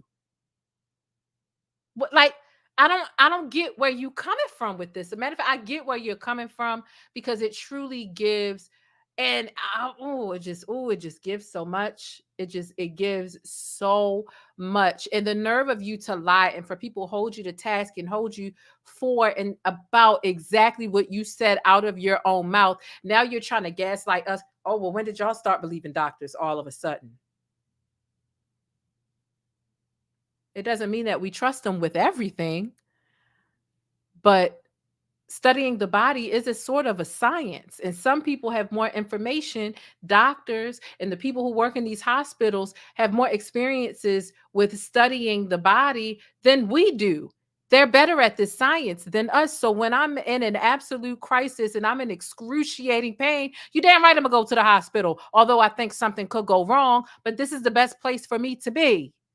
Do we trust the police? No. But if somebody was breaking in my house or if I was getting my ass beat or I was still in an abusive relationship, you damn right I'm going to call the police. What is wrong with you? This Venn diagram that you have built makes no sense. It makes no sense. And this is where people who are smart and people who are extremely educated end up being the dumbest person in the room. Because they're used to playing word salad games with people. And this is crazy to me. It's crazy. But let's finish hearing what she has to say, and then I'm going to finish going in. Like, I just think that that's one thing that's wild. Two, I think that it's a lot of people that do not know anything about autism. Girl, and you come off as one of those people. Another thing, do we trust white people based on racism and oppression and how we were stolen from Africa and our motherlands? But do we still work for the white man to pay our bills and to feed our families and to feed our kids and to pay our rent? Oh, no, we don't trust the white people like that. And we will always have those conversations at the barbershop, in the hair salons, in the nail salons, and at the kitchen table. But do we still get our money and get some resources and do what we need to do in order to engage and barter and trade our time for money and vice versa? Stop it. Stop it. You said you were clinically diagnosed. You were not. You self-diagnosed yourself based on a list of 5 goddamn symptoms you saw online. I'm weird. I'm not accepted. People don't like me. I'm autistic. No. And it does not cost $10,000 to be diagnosed with with autism? Do you not have insurance? You damn sure have a lot more capital, a lot more access, and a lot more resources that are well within your reach. And you mean to tell me that you're willing to be cheap when it comes to your health, your mental health, your neurological health, your neurodivergent health, that you're not? And this is the person who says, y'all got Jordans, but y'all ain't got passports. You need to be able to travel if you can have these expensive shoes. Okay, well, since you bragging on the passport and traveling all around the world and acting holier than thou and so self-righteous that you can travel around the world, how much money are you spending to travel around the world with this motherfucking passport? Because if you can do all that to travel, you can put that motherfucking money into figuring out what your diagnosis. Therefore, what is your treatment? How are you treating this? How are you coping with this? How are you changing this? How are you able to better live with this? It's a lot of things that's not making sense with what you're saying right now. And the way that you like to turn up your nose and look down at other Black people who their priorities are in different places than yours, Amanda.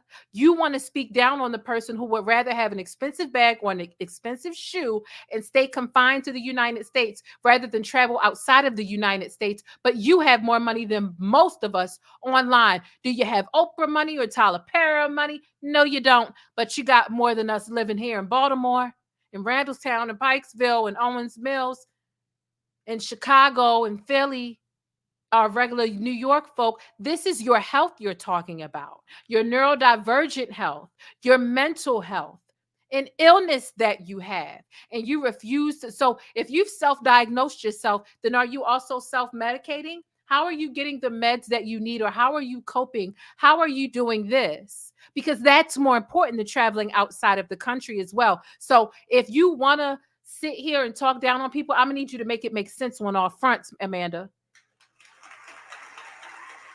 I'm going to need you to bring out the dancing lobsters and make it make sense. For real. It's funny, all of a sudden, y'all want to believe doctors. Well, how about you just never go to a goddamn doctor ever again? How about you, every time something's wrong, go to WebMD and look up what's wrong and do it yourself and do it holistically and shit. But I bet you don't do that. Stop it. I've seen people say things like, well, I can't say that I got diagnosed with cancer if a doctor didn't diagnose me for cancer. And it's like, well, ma'am, cancer is something that you test for with blood and with actual biological things. Autism is a neurological disorder. It is a different set of testing. And the testing that is done is incredibly expensive and often is not even able to be had by adults. The waiting lists are often for years. And especially for Black women, the only studies for autism at length have really been for young white boys. Oh, wow. I talked about this in the interview, and they cut it out of the interview. So the autism, so the majority of pathology around autism is done on young white boys. And so even girl children don't get properly diagnosed. And many parents have come in my DM saying, thank you so much for talking about this, because we have gone through so much struggles to get a diagnosis. And for the most part, the clinical diagnosis is a wide-ranging meaning. So clinical doesn't have to simply mean by a physician. It can mean by a psychologist. It can mean by a psychiatrist. It can mean by someone who is an autism expert that has a master's degree. And it results in them observing you and you filling out bubble tests. Those same bubble tests are available online because of all of the disparities that are faced in the medical field for people to get tested. And as an adult, when you realize that you fall on the spectrum, you are now responsible for how you are going to care for yourself. Now, in some cases, if you are high functioning, you may not need the resources that a diagnosis from a medical practitioner that is able to get insurance will get. But if you are high functioning, this can change the way that you understand your life, the way you understand your brain, the way you understand how you interact with the world in such incredible, magnanimous ways. It is such a revelation. And that is what led me to this. So many Black women saw what was happening to me with Essence, et cetera, and said to me, I feel like you might be on the spectrum because these are all of the complaints that I've been getting all my life. Okay. And I was like, yeah, I've been getting them too. But you know, as we have seen the language around this change over the years, we really have to look at it as enlightenment. And when I see people say things like, oh, you're just saying you're autistic because that is a reflection of them. Okay. I mean, that is such a nonsensical way of existing that I can't even fathom that. So that is something that maybe you would do. And so you think I would do it, but that is just not how I live my life. Furthermore, autism is not something that people are like running around, throwing around for clout. Like I've never, that's wild. like I've never heard of that. But for me, as somebody who has been, who has always just felt alienated my whole life and always felt like there were things about me that I could not understand, I found a community of people who do understand. And so, you know, for anyone who has something to say, you know, that you can do what you want to do with your time on this precious earth. But So Amanda has felt alienated and alone her entire life, and that makes her feel like she is autistic. A lot of times what happens when a child is born, sometimes they can sense that straight from birth, like straight out the cooch. They're like, listen, your child is autistic. Your child more than likely won't have any friends, won't be able to form friend relationships because they do lack social cues. Put an 88 in the chat if you watch The Good Doctor. I believe it's on Netflix, but it could probably be on other platforms as well. It reminds me of the show House, which is kind of like a derivative of Grey's Anatomy. It's this group of this network of people who work, but The Good Doctor is based on a hospital, this team, and one of the doctors is extremely smart, but has no sort of social cue, situational awareness at all. And he is living with autism, and they have to work around that, which is really difficult. And he's isolated because a lot of people can't really tolerate him on a personal level. And so because Amanda Seales feels alienated, she doesn't get along with a lot of people, she feels like an outcast. This is what is contributing to her being autistic? No, like people just don't fucking like you because you're not likable. You cause problems everywhere you go. There's not a single arena that you are in where after you leave, there isn't some drama or some riffraff. You did this thing with Shannon Sharpe. You finished the interview and he said, how do you feel? And you said, can I get a hug? And y'all hugged each other and y'all laughed and y'all joked. And then you laughed and you said he was interrogating you. You said he pushed you in a corner. You're dragging him. He and nobody that works on his team or who sees things from his perspective as a person who really just extended his platform to you is going to be willing to work with you. You ruined it at The Real. You ruined it with Issa Rae. And I get it from what you were saying, which what happened to you with Issa Rae, it seemed wrong, but you be exaggerating sometimes. You be lying sometimes. You be stretching the truth sometimes. So it makes it difficult to take everything that you say at face value. It does. It does. You are single-handedly ruining your own credibility. You absolutely are doing that. And that sucks for you. I hate that for you. But you love that for you because you run towards conflict and you love it as long as you feel like you are victorious. But as soon as, you know, the backlash or the accountability or the criticism falls in a way in which is uncomfortable and undesirable for and to you, now all of a sudden, here you are. When did y'all start trusting doctors? I'm going to do with my time is really connect with that community in a way that I'm only now able to do because I did the due diligence of self-diagnosis over the course of months and the support of my mother, the support of my psychiatrist, and the support of the autism community. All right. All right. But let me just say this. Okay, So then my people bad. are like, yeah, but you lied about it on the show. And I didn't lie about it on the show. What happened was that he was pushing me in a corner that he never should have been pushing me in the first place.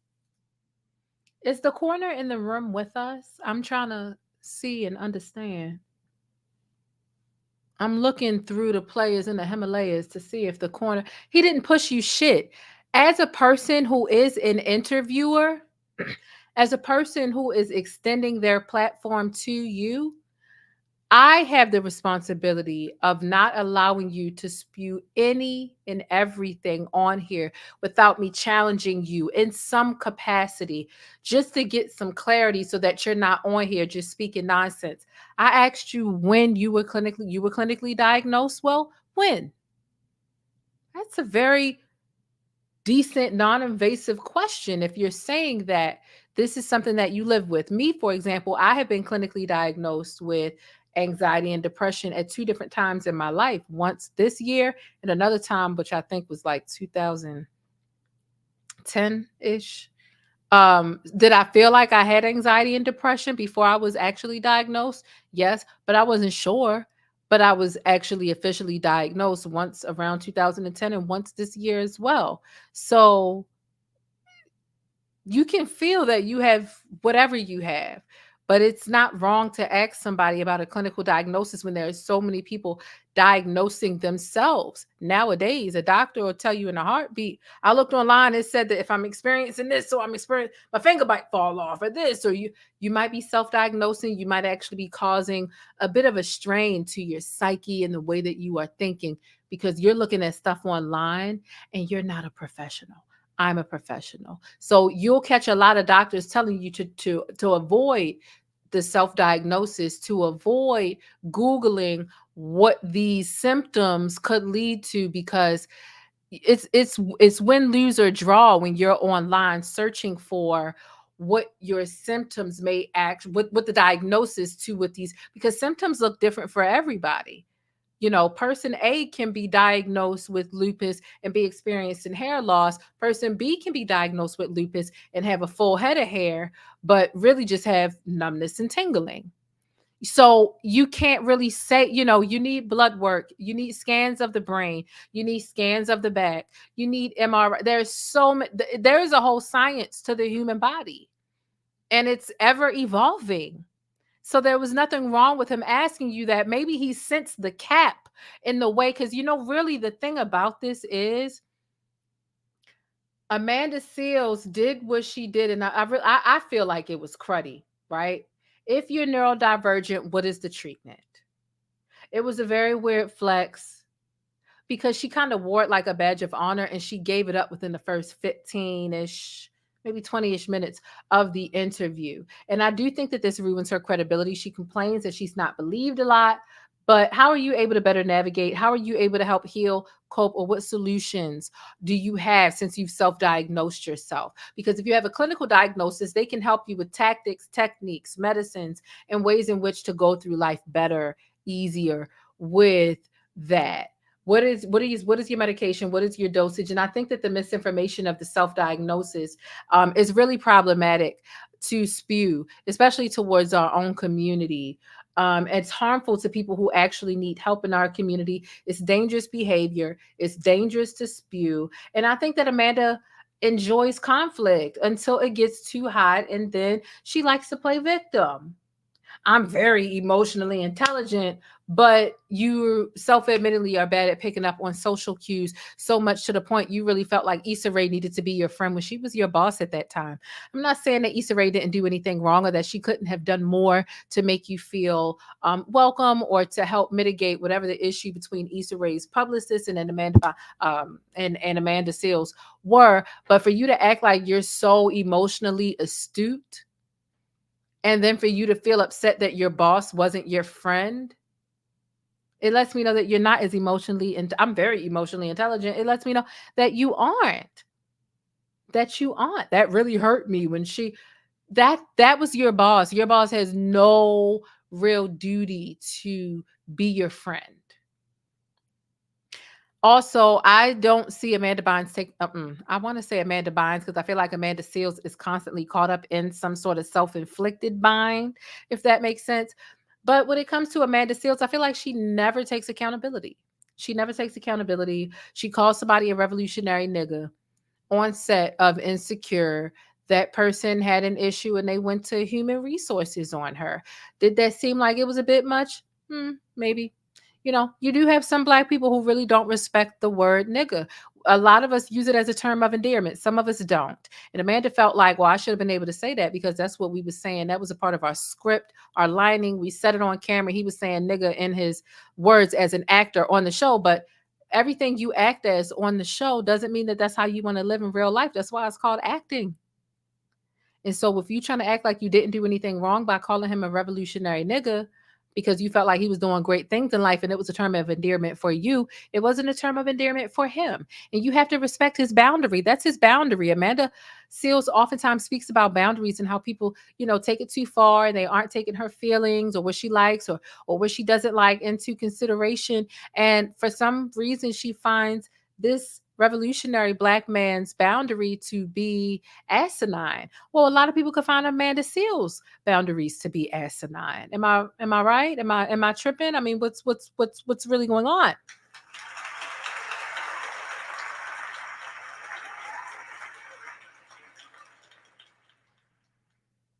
What's really going on here, Amanda?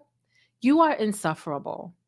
You have a MoNique spirit. You would much rather sit up and speak about and breathe life into all of the things that are wrong about what you are going through and what you are experiencing in life and how you've been wronged by everybody and you're a model citizen and you've never done anything wrong. I would love to know what is your role in all of these stories. And I'm not saying, because there was some stuff that Amanda was sharing and it seemed like Shannon Sharpe, Shay Shay, was trying to, he's being a little bit of a white apologist. Amanda shared that she was a child somewhere between 8 and 11 years old, and you're only here because you're Black or you're a nigga, and diversity, equity, and inclusion, essentially. And Shannon was pushing back on that, like, oh, were they really being racist or were they just being kids saying mean things? And like, what? That was strange to me. Absolutely. So do I think that Amanda has been mistreated and race has had something to do with it? Absolutely. But it doesn't help when she lies about certain things because it makes us doubt everything, a lot of stuff, if not everything that she brings to our attention. Like, is she really being truthful? Is she lying? Because she says she was clinically diagnosed with autism. Then she comes out and tell us that she wasn't clinically diagnosed. She was self-diagnosed. And then she blamed us by saying that, oh, it's funny y'all want to believe doctors all of a sudden. Like, girl, when you were asked the question about the doctors, are you clinically diagnosed? You said you were. Now that we're actually sticking to tags, now you blaming it. Girl, you ruined your own credibility, and I'm tired of it. I'm tired of it. There are people who I know, who I'm friends with, who have children who are actually living with autism, who are actually on the spectrum. And this sort of rhetoric and this misinformation and this dodging and dancing of accountability and her not really spreading real information about autism, just, I feel like I got it because I'm not understood. It's moot. And I really think that it does more of a hindrance and harm than it does anything good for, Black people in the community who are living with autism or have a child or a family member or a friend living with autism. Last but not least, as it pertains to my thoughts, opinions, feelings, and my perspective about Amanda Seales, she always needs to prove she's so bright. If you're very bright, you never have to say it. Others will automatically notice it. Absolutely. My thing is, Amanda, let me let this clip play. I think it's. So let's start with that. It is so wildly inappropriate to demand that you prove to somebody about a diagnosis of a medical issue. It is unbelievably irresponsible for an interviewer to do that. I would never have somebody on this show say that they are autistic, or that they have cancer, or that they have ADHD, or that they, I don't know, have endometriosis, and then ask them, are you sure? I mean, just because you have cramps don't mean you got endometriosis. Like that's just so, it really is very insensitive. But I would also say that a lot of times when you're in these interviews, it's just so intense. And I felt I felt like my back was against the wall, and I felt like this man was pushing me for information, not for the sake of understanding, but for the sake of gotcha. That's what it felt like, because he had already set that up. And so I tried to evade the question. I'm not good at evading. We all see that. I'm a direct gal. You've already responded, I should say, about the discovery of your autism. But what do you want people to either know about autism, or the fact that you recently discovered that you have autism? There's a lot of talk about whether or not the diagnosis was clinical, or what would you like to say about that? First, I want to say it is so wild to see people pick and choose when they want to believe doctors and when they don't. Like, I just think that that's one thing that's wild. Two, I think that it's a lot of people that do not know anything about. Okay. My thing here is this. Got to be honest. Incoming trigger warning, colorism discussion coming.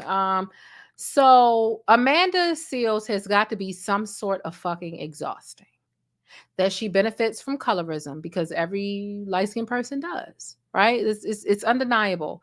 You can feel like colorism is the most disgusting thing, which is adjacent to, racism, right? Fair skin tones get awarded with people's biases, people's perceptions, and just a different type of treatment. And that's not anything you control. You can feel like, ugh, I don't want to be treated differently because I'm fair skinned. Oh, this is disgusting. But no, you benefit from colorism if you're fair skinned. End of the story, period, point blank. For her to be because the thing is, Amanda Seales is extremely educated. She's very smart, but in a sense, she's too smart for her own good. Also, I feel like something is not right with her. Her elevator doesn't go all the way to the top. Both oars ain't in the water. She ain't the brightest crayon in the box. She ain't the sharpest knife in the drawer, baby. I could go on and on. But she's very educated and decorated in an academic sense. And she just so happens to be a woman of a fair complexion with a hair texture, right? I don't know if you ever see her hair in its natural state, but it's very much given racially. Her hair texture gives racially ambiguous. She, by default, benefits from colorism, and people are still tired of her shit. She's got to be a special type of exhausting to even benefit from colorism in this way. And for people to still be like, Amanda, save it. Stop it. I feel like Amanda coming into this interview within the first 15 to 20 minutes and being like, I'm on the spectrum. I've always felt like I'm on the spectrum because I don't fit in and I don't get along and people don't like me. I'm on the spectrum. That way, everything that she led with, after that, we were supposed to easily take, because who wants to pick on or be overly critical of an autistic Black person? Who? Right? It'll come off kind of cruel just from the outside looking in or looking at it on paper, until you find out it's Amanda goddamn Seales. And it's like, oh no,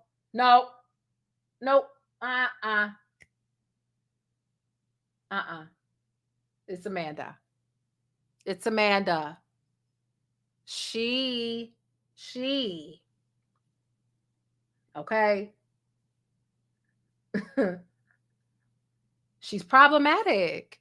She's problematic, and she likes to make it seem like she has a target on her back and everybody is shooting towards her, when really she is the one who is making things difficult for herself. She is. And there's no other way to put that. And there's no nice way to put that. We just have to keep it a buck. Amanda prides herself in saying, well, I'm very blunt. And so are we in expressing how tired we are of your ish. We're tired of it. We're tired. We're sick. We're sick and we're tired and we're tired and we're sick. Let me see. There was something else that she said. Doubting her views and following the experience on Club Shay Shay. Okay, we got one more thing we need to look at pertaining to Amanda Seales. I see she's turned the comments off on her Instagram post about what we're discussing. I do see that. So let's go ahead and get into this. Listen, if you haven't already taken a moment to hit the thumbs up button, baby, what is he waiting for? I will kick you off this bus so fast you won't even know what hit you. Click that goddamn like button, okay? We are sitting here having a really good discussion. I've been waiting to talk to y'all about this. Hit that button, okay? Hey, thanks for letting me keep you connected and in the know with what's happening in the Black world. Don't forget to smash on that like button for support and for more Black news. Thank you all so much. Let me see. I'll have to scroll down. Views, like as an interview, but I just wanted to bring something to the foreground. I've been doing interviews, like as an interviewer, since 2003. I was a hip hop journalist. And I wrote for XXL, the source for allhiphop.com. I was also a radio host on Sirius Satellite Radio. I've also had a podcast for 6 years. I'm also now a radio host again. And so I am an expert interviewer. So I just wanted to point out the comedy of people not only doubting my experience on that show as an interviewee, but also forgetting that I am an expert interviewer who was not only judging it as an interviewee, but as an interviewer and saying this one it. I forgot, I was also a host on MTV too. So while I have you, if you want to hear me talk about my experiences and give you the comedies and give you the truths, then I hope to see you at the Unlikable Tour. I will be in Baltimore, Maryland on May 10th, 11th, and 12th at the Baltimore Comedy Factory. Ticket link in bio or go to amandaseales.com. Let's sell these shows out. Let's support a real one. I'm really good at comedy. That was me tuning my own horn. It's a week later. People are still talking about this damn interview, but I just wanted to bring something to the foreground. You want me in Baltimore, Maryland? You funny? Girl, what's so interesting about people who think that they're funny when people are laughing at them and not with them? That's the joke right there. We are laughing at you. I think I went to go look at the tickets and I was like, I don't know. I mean, it was 2 tickets for $90, which actually isn't bad. I'm like, should I go see her? Because I'm already going to be sitting there I'm going to sit down at the table and she's going to come out and I'm be. That's the same thing I did to T.I. When T.I. came down to the Comedy Factory, I was sitting there like, because he had already been booed. We had already seen him getting booed on social media. And then he came here and I was like, I need to go see him for myself. That way I can give an exclusive report on what his comedy was or was not hitting on. And I was sitting there the whole time T.I. came out and I was like, I'm not here to see you do good. I'm really here to confirm my bias, which is that you ain't good at this shit. But I'm here. Oh. Should I go see Amanda? Will I pay to go see Amanda? I think I got a couple of cash apps. I might do it. A couple of y'all sent a cash app. Let me see. I got a cash app from Latanya Thomas for $25. Thank you so much. And also Tawana to Inspire TV sent $30. I can ship you some herbs for pain and circulation. Oh, thank you so much. That would mean so much to me because, baby, the lack of circulation, the pill that I'm taking now cuts down on inflammation, and inflammation causes pain. So the pain has definitely been, decreasing. Appreciation for the commentary. Thank you. So yes, that would be great because, baby, the way these knees is set up, I would have never known. But yeah, so okay, if I get another cash app or two, If I get another Cash App or two, I might go see Amanda Seales and let y'all know what it is on an exclusive tip. Okay. Because I really don't think she's that funny like that. She might say a couple funny. It's just like some people think I'm funny, right? But I'm not a comedian. Like some people feel like I've missed my calling. I'm funny as hell. And mind you, y'all ain't really seen my real funny bone because I haven't been like, consistent because I've been trying to prioritize my health instead of prioritizing YouTube. But just because I can make y'all laugh a couple of times a day doesn't mean that I need to be going to go book an arena to try to be a stand-up comedian. Like, no. I can be funny here on YouTube and inform y'all and enlighten y'all and spend time, and it can just be that, Like, I'm curious to know if she's really that funny. Should I go see her, y'all? Should I go see her? Okay, I already highlighted that.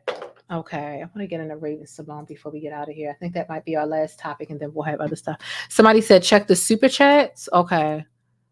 Let's see. Did I get a different one? Okay, this was a super chat. I think I already read this one. I already read that one. I read Princess.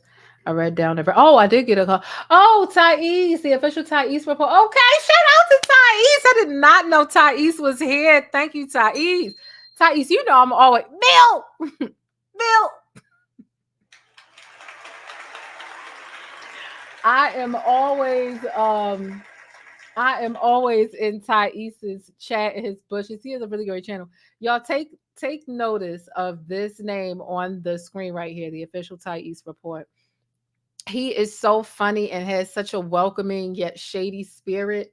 I'm here for it. I love it. I love Thais's channel. It is just absolutely amazing. Sis, you are making some great points. Thank you. I appreciate that. Thank you. Thank you so much for the $9.99 super chat. I definitely appreciate that. I do.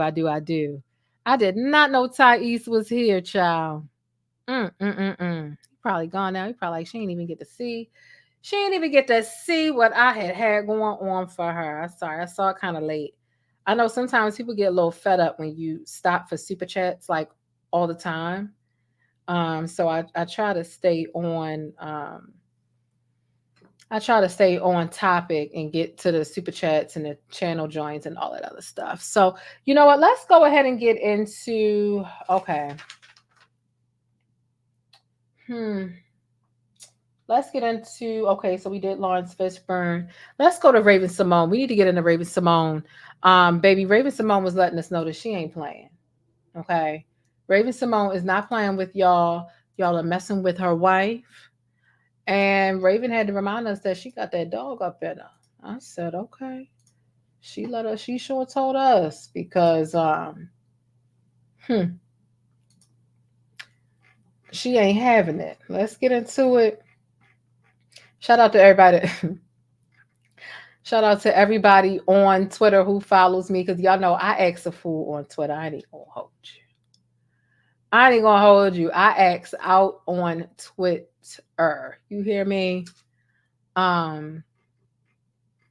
So let's go ahead and get into. Wait a minute. Share this screen instead.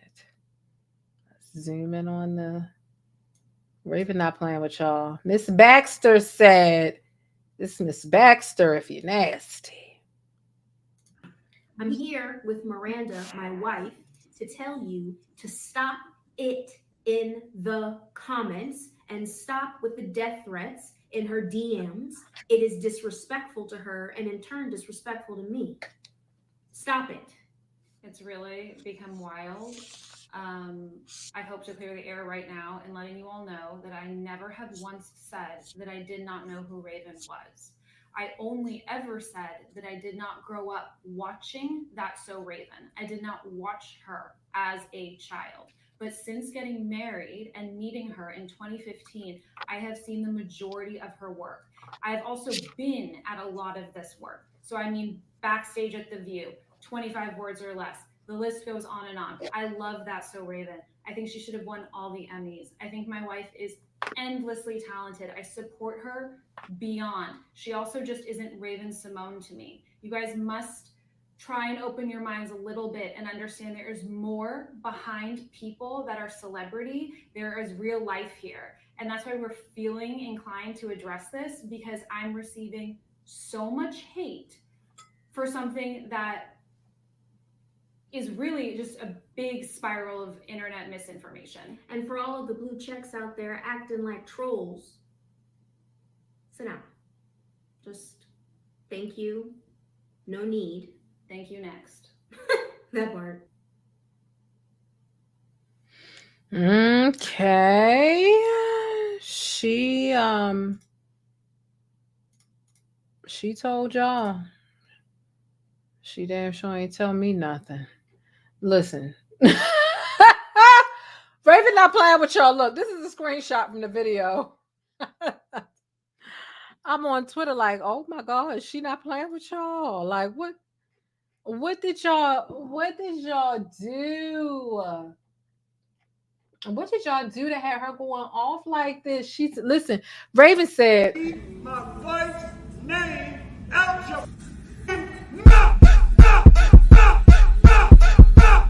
Will Smith just smacked the shit out of her. Will Smith just smacked the shit out of her. Will Smith just smacked the shit out of her. Will Smith just smacked the shit out of her.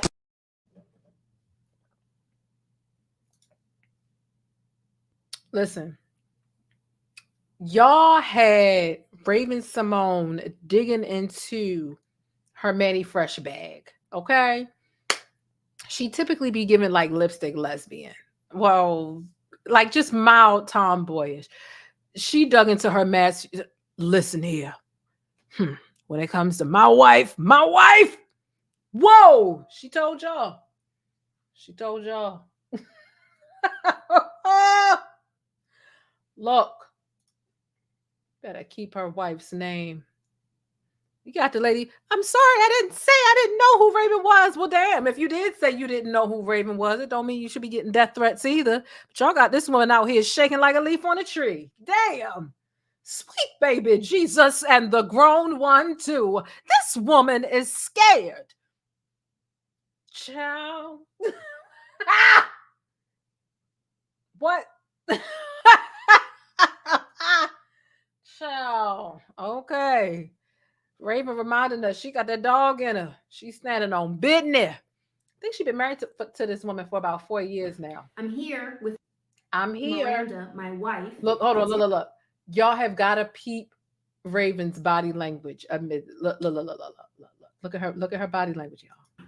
I'm here with Miranda, my wife, to tell you to stop it in the comments and stop with the death threats in her DMs. It is disrespectful to her and in turn disrespectful to me. Stop it. It's really become wild. I hope to clear the air right now and letting you all know that I never have once said that I did not know who Raven was. I only ever said that I did not grow up watching. Y'all see how Raven not playing with y'all? Y'all saw that body language. Stop playing with OG Ray Ray. OG Ray Ray. You got Club Shay Shay and OG Ray Ray. Stop playing with her. She ain't playing about her snow bunny. She gonna protect that snow bunny by any means necessary. You heard me. Okay. She ain't playing. She ain't playing with y'all. Stop it. Y'all better stop it. I only ever said that I did not grow up watching That's So Raven. I did not watch her as a child. But since getting married and meeting her in 2015, I have seen the majority of her work. I've also been at a lot of this work. So I mean, backstage at The View, 25 words or less. The list goes on and on. I love That's So Raven. I think she should have won all the Emmys. I think my wife is endlessly talented. I support her beyond. She also just isn't Raven Symone to me. You guys must try and open your minds a little bit and understand there is more behind people that are celebrity. There is real life here. And that's why we're feeling inclined to address this, because I'm receiving so much hate for something that is really just a big spiral of internet misinformation. And for all of the blue checks out there acting like trolls, sit down. Just thank you. No need. Thank you next.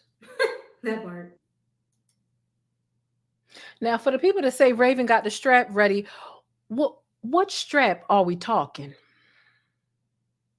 We talking about that thing that spray them bullets, or we talking about that thing that spray that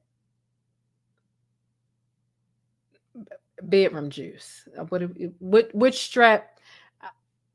It's an honest question, right? It's an honest question, right? I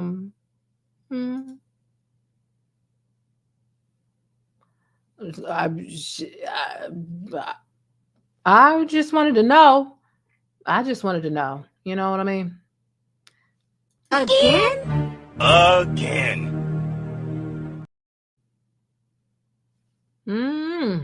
Child.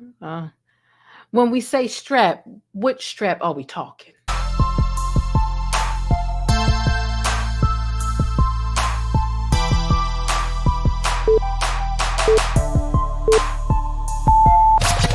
Do you like teenage girls? When you say teenage, how old are we talking? Girls who are teenagers. Rolex on your wrist, a plain Jane. So when we say strap, which strap are we talking? Straps that are teenage. I don't know. I don't know if Raven's girlfriend got her passports. Did she get her shots? Girl, would you like to come back with Rob to America? America. I don't know, child. I just, child. Robert over there like, now how I get in it? See how I get thrown in? Now why am I in it? And you could have did it. See how I get thrown in? Because you never apologized. Oh my God. Child.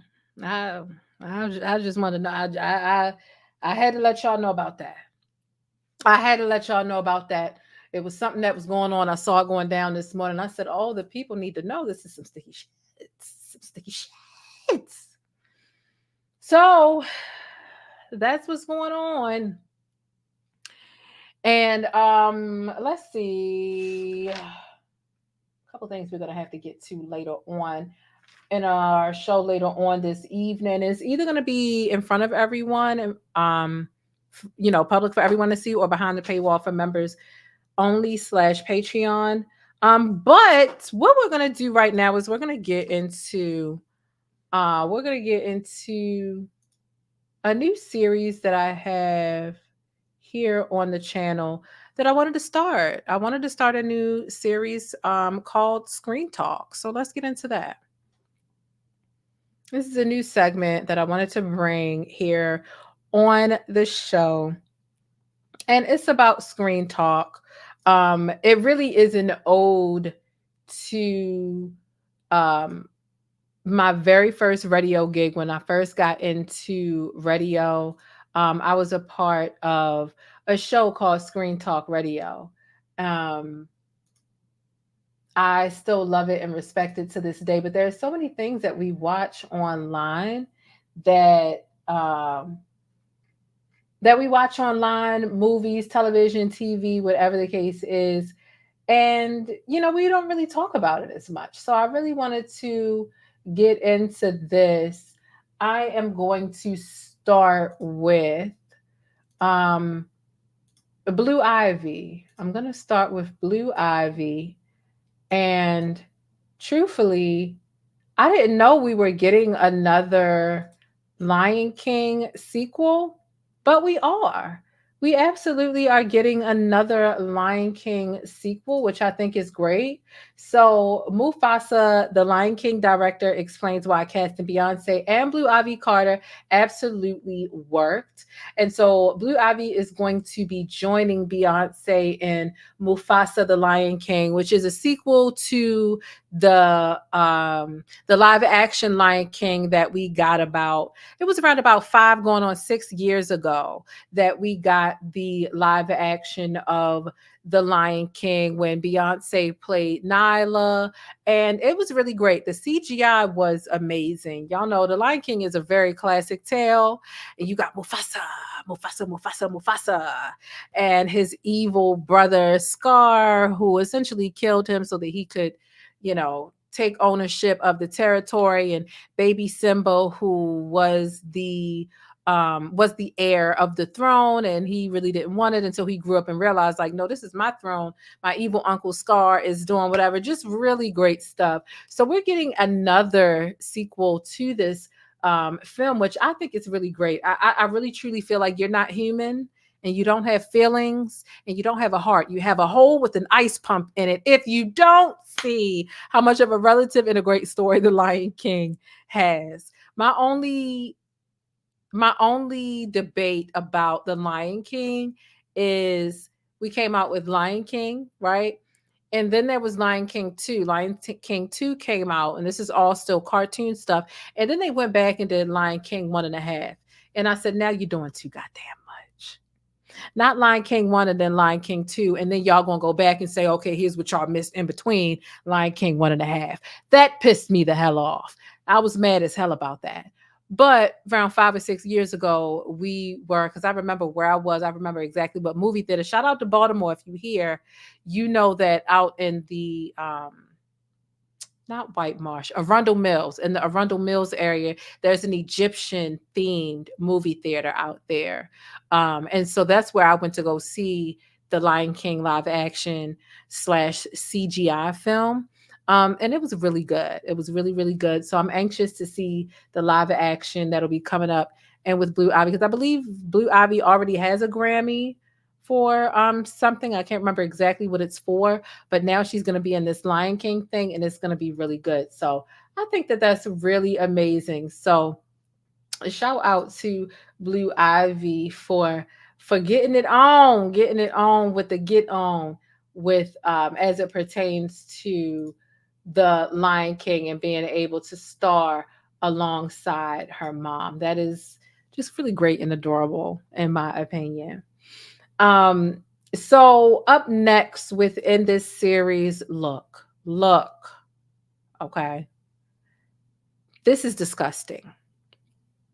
A lot of us have already seen Quiet on Set, which was a documentary about what happened on scene, and not only really within the Nickelodeon studios, but just in general with these child stars who are left alone, left in what are supposed to be trusted hands and supervision and guidance.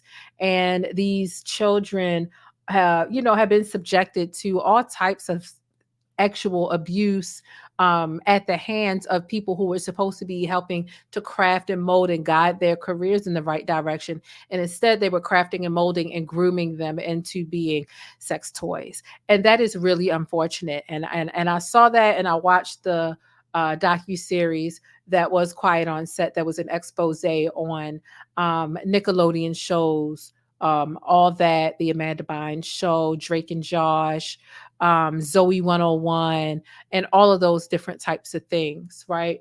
And so within this, because when we talk about Screen Talk, we're talking about the latest in TV, movies, and streaming. Well, here's an update. I think I was kind of dormant online. I watched it when it first came out, but I wasn't able to give y'all an update considering everything I was trying to. But there is an update in what is going on here.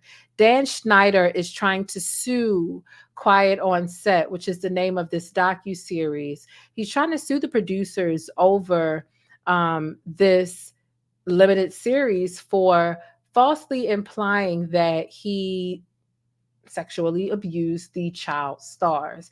I don't think that he has a case here. And here's the reason why. Did they bring him up a lot? Yeah, they absolutely did bring him up a lot. But the way in which they brought him up in basically how he turned a blind eye. Because first of all, he had a wicked sense of humor that really ain't look right. He had Ariana Grande taking, potatoes and other things that in a suggestive type of way it was very sexual.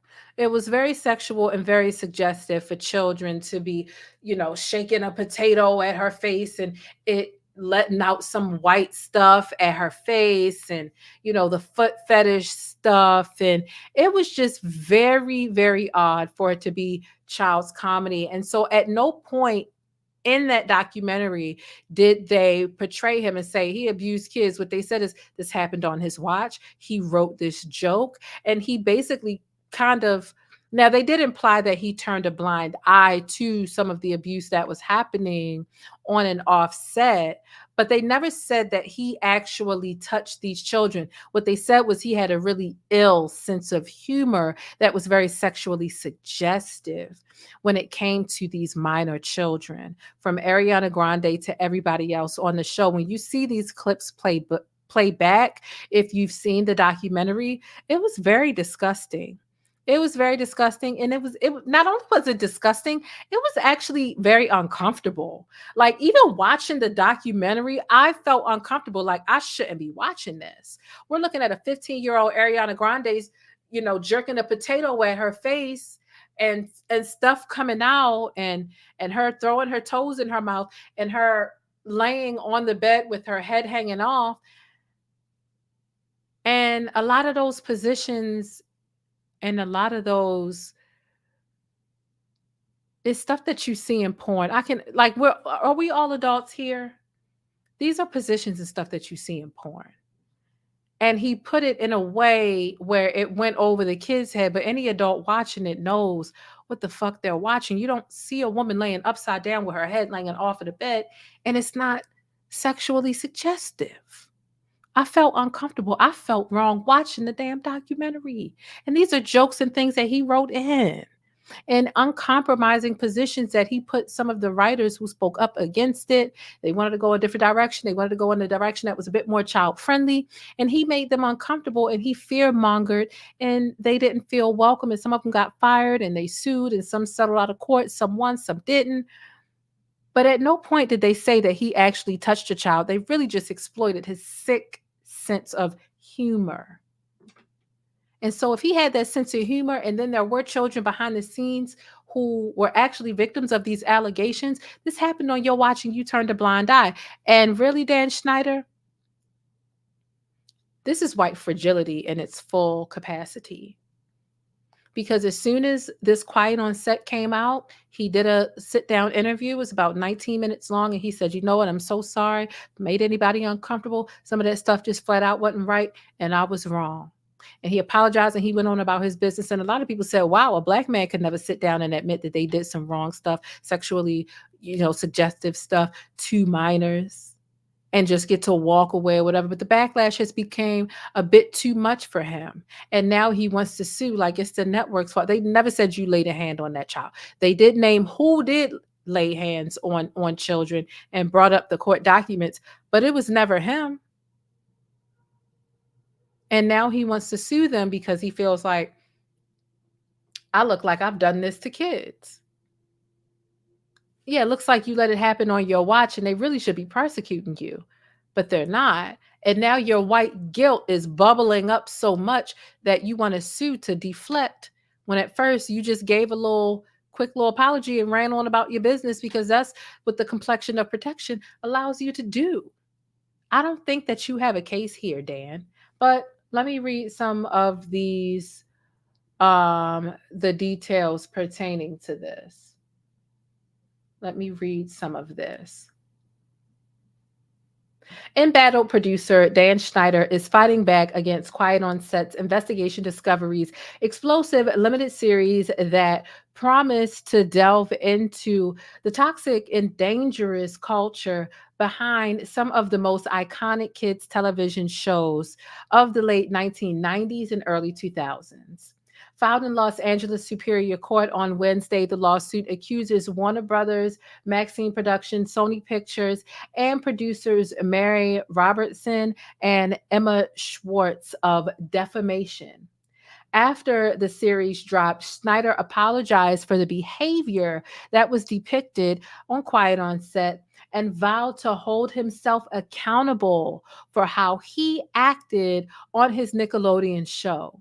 He taped a 19-minute interview that was posted to YouTube in which says, quote, watching over the past few nights was very difficult. Me facing my past behaviors, some of which are embarrassing and I regret. I definitely owe some people a pretty strong apology, end quote. So it's interesting how you go from, I made people uncomfortable, I need to apologize, this was uncomfortable, this wasn't right, the role that I played in the abuse and the lack of care and regard for these minors too. I'm suing because y'all are making me look this way. If that's truly how you felt when you got done watching that 4-part docu-series, you would have said that at the end. Instead, you tried to do some PR stuff by issuing an apology and issuing a statement. If you truly felt slighted, like they slapped you in the face and tried to portray you as a child predator, you would have said that from jump. But what you did was you tried to smooth it over with PR peanut butter. With PR peanut butter. And when that's not going the way you wanted to go, and the backlash is refusing to let and ease up, now you want to sue for defamation? Baby, I don't think so. Because you were just as nasty. If anything, the fact that the people who actually penetrated these children and abused these children in a sexual way, they saw the precedent that you were laying down via your fucked up sense of humor. When you got the children having stuff going down their pants and they're being soaked with things and their face are being hit with all types of different white stuff, they saw what you were laying down. So they said, okay, well, if that's okay and that's subjective and the parents ain't saying shit, then let me take it a step further. And that's what you did. So I don't feel sorry for you. I don't feel sorry for you, Dan. I don't. I'm supposed to feel sorry for you. I don't. I'm supposed to feel sorry for that bitch. I don't. I don't. And I won't. I'm supposed to feel sorry for that bitch. I don't. I don't think anybody should feel bad for him. He played a role in the larger perspective of this happening in general. He played a role in this. He played a role. He signaled, he dog whistled that that seeing the children in this light to start was okay. So there were people who added on to that. And that's a no-go for me. That's a no-go. And that's how I feel about it. That's my perspective. Stickies, let me know how you feel about it down below in the comments. Let's keep the conversation going. But absolutely not. Absolutely not. I don't feel bad for him. Okay? I don't. At all.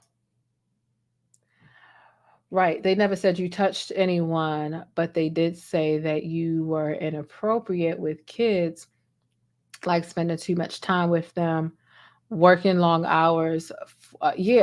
Forced body massages. Yes, he did. Yeah, they spoke about them forced body massages where he would have the kids massaging his shoulders and things of that nature. No. Absolutely wrong. Absolutely not. Mm-mm. No. No. No. I don't think so. Another thing that I wanted to speak about pertaining to this new segment, because we're still amid screen talk, okay? We're still amid our new segment, which I am calling Screen Talk. And I think that this might be a segment that actually stays. You know, I experiment around with different segments and, you know, different things to bring up on the show. And I think that this is going to actually be one that really stays. So this is another thing on Netflix. Put it out in the chat if you've seen this. This thing was called Unlocked, a jail experiment. It was really good. It was really, really, really, really good. Unlocked. I didn't think that I was gonna, like it like that, but it was actually really good. And let me know if you saw it. Let me know. Let me know. Put a 9 in the chat. I really enjoyed this. At first, I was just like, what is this? I heard a lot of people talking about it. I'm like, okay, there are a couple of people that I be taking their little suggestions of what to watch. This was actually really good. Okay, so put a 9 in the chat if you've seen it. And what were your thoughts? See, I don't want to ruin it. I don't want to ruin it for you all, but I definitely think it's worth watching as far as, life behind bars and what the, the maiden, the warden, whatever you want to call it, the sheriff or whoever owns like the jail and how they treat the inmates, how they go about really treating the inmates. This was interesting. It was definitely an experiment that I thought it was going to be complete and absolute fatal. I really did. When they were naming off, okay, let's experiment with the inmates in that way and try something different instead of just restricting them to their cell for 23 hours a day. And that's all I'll say. I won't say anything else, but I thought it was going to turn into a whole freaking death match. Now, while there were a lot of problems, there were no fatalities, I will say, but I definitely think it's worth watching. There are other things that I do have in mind that I would suggest that you all watch, but within this series, this segment that I'm bringing on to the show, Screen Talk, I don't want to give y'all too much in one show. We've got lots of other shows to do, Lord willing, okay? So within this segment of Screen Talk, we spoke about Blue Ivy being on screen with her mother in The Lion King. We spoke about an update with Quiet on Set, which was a 4-part docuseries on really just exposing the dark side of child actors and what they may endure, be subjected to between Nickelodeon and Disney. And then we also got into on screen something on Netflix that's really good. I think that one of the next things that I'll be watching on Netflix, well, I did kind of speak about Good Doctor earlier, which was one of the doctors who was living with autism. I think one of the next things that I'm going to be watching on Netflix is called Reindeer Baby or Baby Reindeer or something like that. I've been hearing a lot of good stuff about that. So I think I'm going to get into that before the day is out. And I'll begin to get into that and I'll report back to you on Screen Talk, whether it's good, bad, or indifferent, right? Just so that we can talk about different things. Because a lot of us don't have cable no more. Cable ain't, baby, if you're still paying for cable, baby, I'm praying for you because you got to be a sucker. Between regular TV and all the streaming services, there's just no need to be paying for cable anymore. Everybody can cut the cord at this point. Yeah, I think I am going to watch Reindeer Baby and we'll come back and we'll talk about just what's going on, what I'm liking, what I'm loving. I've always kind of spoke about what I watched on Netflix and in general, I just never really structured it down into a segment. So Screen Talk definitely allows me to do just that. Okay. That movie is very interesting. Really, Baby Reindeer. It's an awesome show. Okay. Yes. See, I've been hearing a lot from a lot of different people who don't even know each other. So that's how I feel like I know I'm getting good advice when you hear people from this area, that area, and 3, 8, 9 totally different spaces, and they're saying it's good. It must be good. So I got Netflix. I have Netflix, HBO Max, Disney Plus, even I don't really be doing Disney Plus like that. Amazon Prime Video, obviously, because Amazon Prime. And what is it? Peacock. Because I still need to watch the second season of the Fresh Prince reboot. The first season was really good. But I haven't gotten through the second season. So yeah. So shout out to Screen Talk. Hopefully y'all enjoyed this new segment. Okay. It's my first time rolling it out. So I might be a little rusty. That's okay. All right. But we will continue to get better. All right. We always looking up something to watch over here. I'm big on escapism, even though it can be bad if you escape too much. But when you just get tired of your real life and you just want to escape into a series or a show and binge watch something, I really think that it's healthy for you. I really do. So that's that. I think that we have reached our maximum. We have definitely reached our maximum. Okay, for this show, I do plan on doing another show this evening. Again, I'm unsure if the show that I'm going to do later on today is going to be out here for the public or if it's going to be behind the paywall for members only and or Patreon. But we will be doing another show this evening. All right. I do still have the sticky note to get into. And we are, what are we going to do? We are going to get into our sticky note. But first, shout out to all the channel members. Okay. Shout out to all the channel members. Shout out to all the people in the Discord. Shout out. Yes, Leo. Shout out to you. Yes. Shout out to you. Is that okay? Is that it? You want a treat? Okay. Come on. Come on. See, y'all got this little boy riled up. This y'all. So Jesus. Okay, you step on the keyboard, it's over, buddy. Jesus. Leo, come on. Come over here. Because you in the... Get your butt... Oh, Jesus.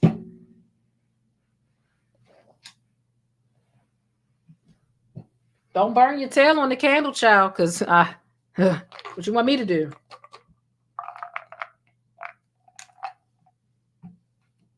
Here. But, oh, my goodness. You always on the keyboard.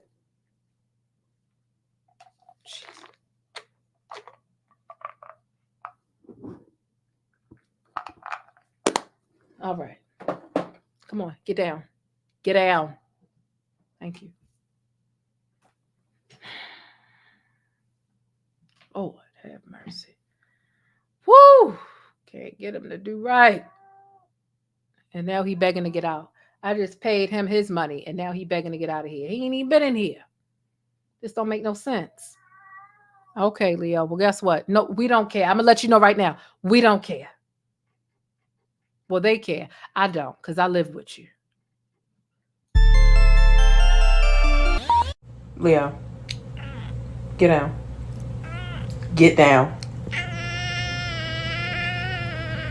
It's not a thank you, because it's not a question.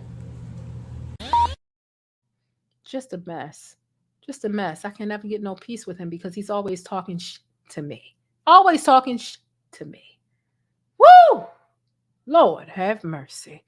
Listen, y'all, I want to give a shout out to my Discord members, my channel members, my moderators, everybody in the chat, anybody who joins Patreon. Shout out to y'all, because it'll only be the people who join Patreon. You can choose. I'm not saying you have to do the membership and Patreon, but if you join Patreon, those are the only people who are going to be eligible for the Beyonce box. Okay. So drop your pancakes down below. If you're a channel member, drop your special emojis down below. We'll be right back with the sticky note. And then we're going to go ahead and get out of here because I realized I am the bus and I need to fuel up sometimes. So I need to fuel up and eat a little something before we come back and do our evening show. Okay. Okay. Let go. The plainest Jane. This is one of my favorite comments here. She says, I loves me some black, and she said, loves me some black news. She says, is it just me, or does anyone else get tired of seeing people that don't look like them delivering info about them day in and day out?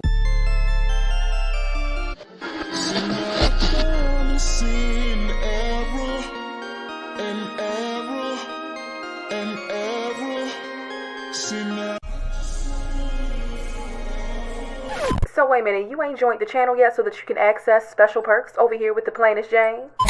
Rolex on your wrist, a plain Jane. Ooh, watch this. Hey, I'm the plainest Jane. I'm a cultural commentator and informant, and I provide sticky coverage on trending stories, black news, black culture, and everyday topics with a sticky, abstract perspective.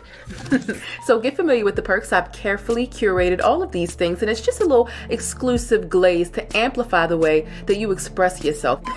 So get comfortable, get used to our official emoji over here. That is the pancake stack, because it's always sticky in Hollywood and in real life, and especially when you spend the time over here with the plainest Jane. Like I said, I hope you enjoy the exclusive glaze that I've provided for you to amplify the way you express yourself, and I hope you enjoy the digital vibe. Hey, listen, I always want you to keep it sticky, but be sure to think critically and independently, regardless of what you hear from me or anybody else. But most importantly, I hope that you're feeling all right, and hopefully you've had some time to tackle some of your invisible problems. I know I got a couple of new subscribers, and I just want to say thank y'all. I really do appreciate you. And if you're not quite feeling all right, this channel right here, once you join, it's going to help you kick back and decompress always, but it'll also keep you in the know with what's happening with the best Black news, celebrity entertainment, and a splash of controversy. So again, get comfortable. The first drink is on me, all right? Act like you got some sense, and I'll see you around. But don't forget to keep it sticky 24/7 by following me on Instagram, but hit that notification bell so that you always know when I upload and you get your dose of syrup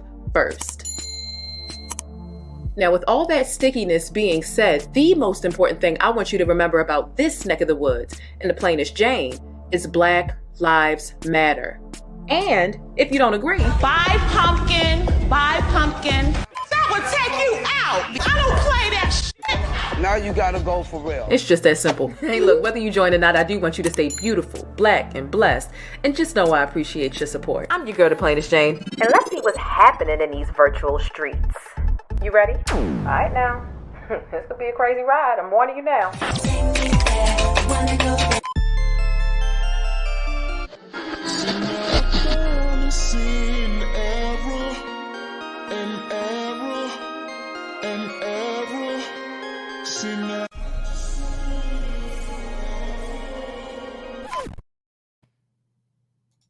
And we are back. We are back. Did y'all enjoy this show? Did you all enjoy the show? Here's what I'll do. I'm going to drop the link in case anybody wants to call in. I'm going to drop the link, and then I'm going to give the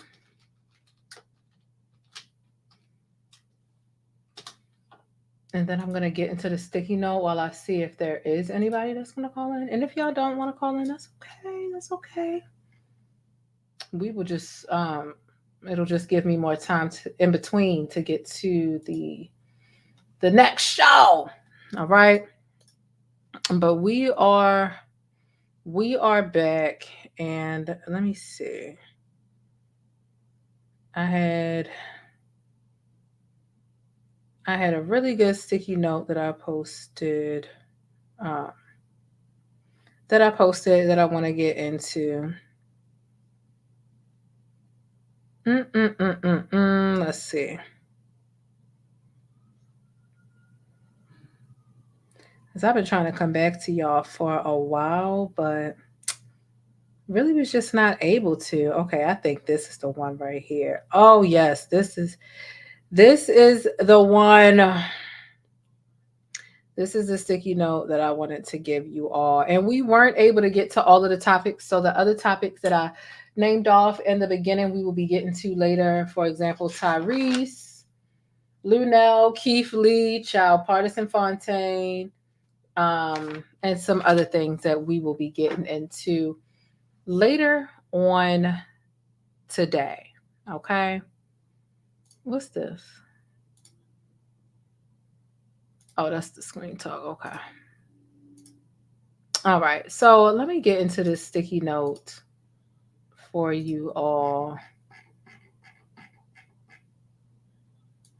Let me get into this. Oh, I have missed y'all so much. So am I a little rusty? Yeah. You gotta be honest with yourself. I'm a little rusty.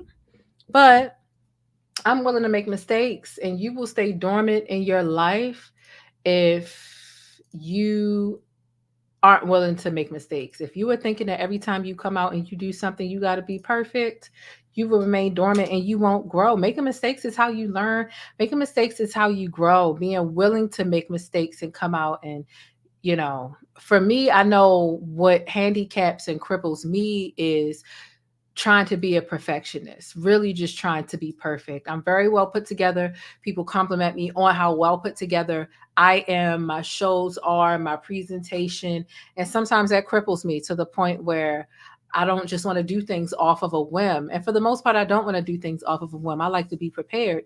But when it comes to these topics and when it comes to YouTube, it's like, especially for live presentations, you can't You can't always be like, oh, I got all this formatted and all this. You got to go, because by the time you get all this together, the story done ran cold and the next story is here. And what are you doing? You know, you'll have other people running circles around you. And while it's definitely quality over quantity, you still want to find a happy balance. You know what I'm saying? So yeah, I don't just want to be focused on getting as many videos out as possible, but I also don't want to limit myself by trying to be perfect on everything when these topics really sometimes aren't even really worth all of that. Like, I might be covering 3 topics that'll be here this week and gone next week. And so I'm waiting, 2, 3, 4, 5 days to talk about that 5-day-old topic before I get, like, it's just not worth it. You just have to pick and choose what is worth you spending your time and taking your time with, and what is really just worth going out on a woman shooting from the hip, honestly. I'm glad to have made it in the live all the way from Germany. Hey, shout out to B Stokes Styling. I appreciate you.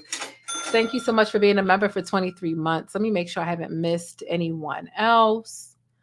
Let me see. Okay, cool. I've gotten all of the super chats and whatnot. So let me go ahead and do this. Like I said, I dropped the link. Let me make sure I haven't missed any other cash apps. Okay. So yeah, child, I might go to see Amanda Seals. Who knows? Just so I can critique. I would never publicly heckle, but but I might go see her just to see if she's actually as funny as she says she is. She's funny, all right, but I'm not sure if she's funny in the way that she thinks she is. But with all of that being said,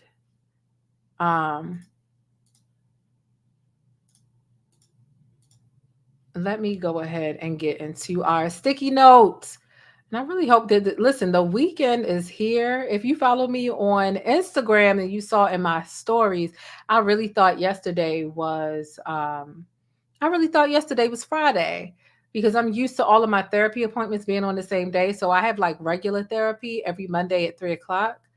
So because I had physical therapy last week on a Friday, I had therapy this week on a Thursday instead, had me thinking that yesterday was Friday. And when I posted, happy Thursday, everybody, they was like, stop playing, Jane. Like, you know, it's not Friday. And I'm like, do I? Do I really know that it's not? Do I really know that it's not Friday? Because I really thought it was Friday because it was physical therapy. But every place doesn't have the same.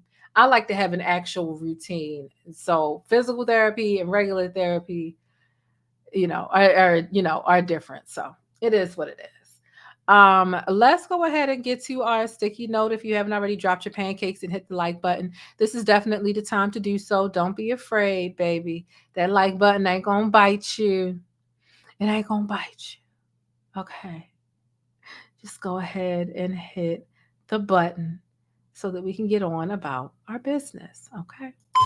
Rolex on your wrist, a plain Jane. You're tuned in to Jane, the plainest Jane. Be sure to thumbs up the video and subscribe, and let's get into it.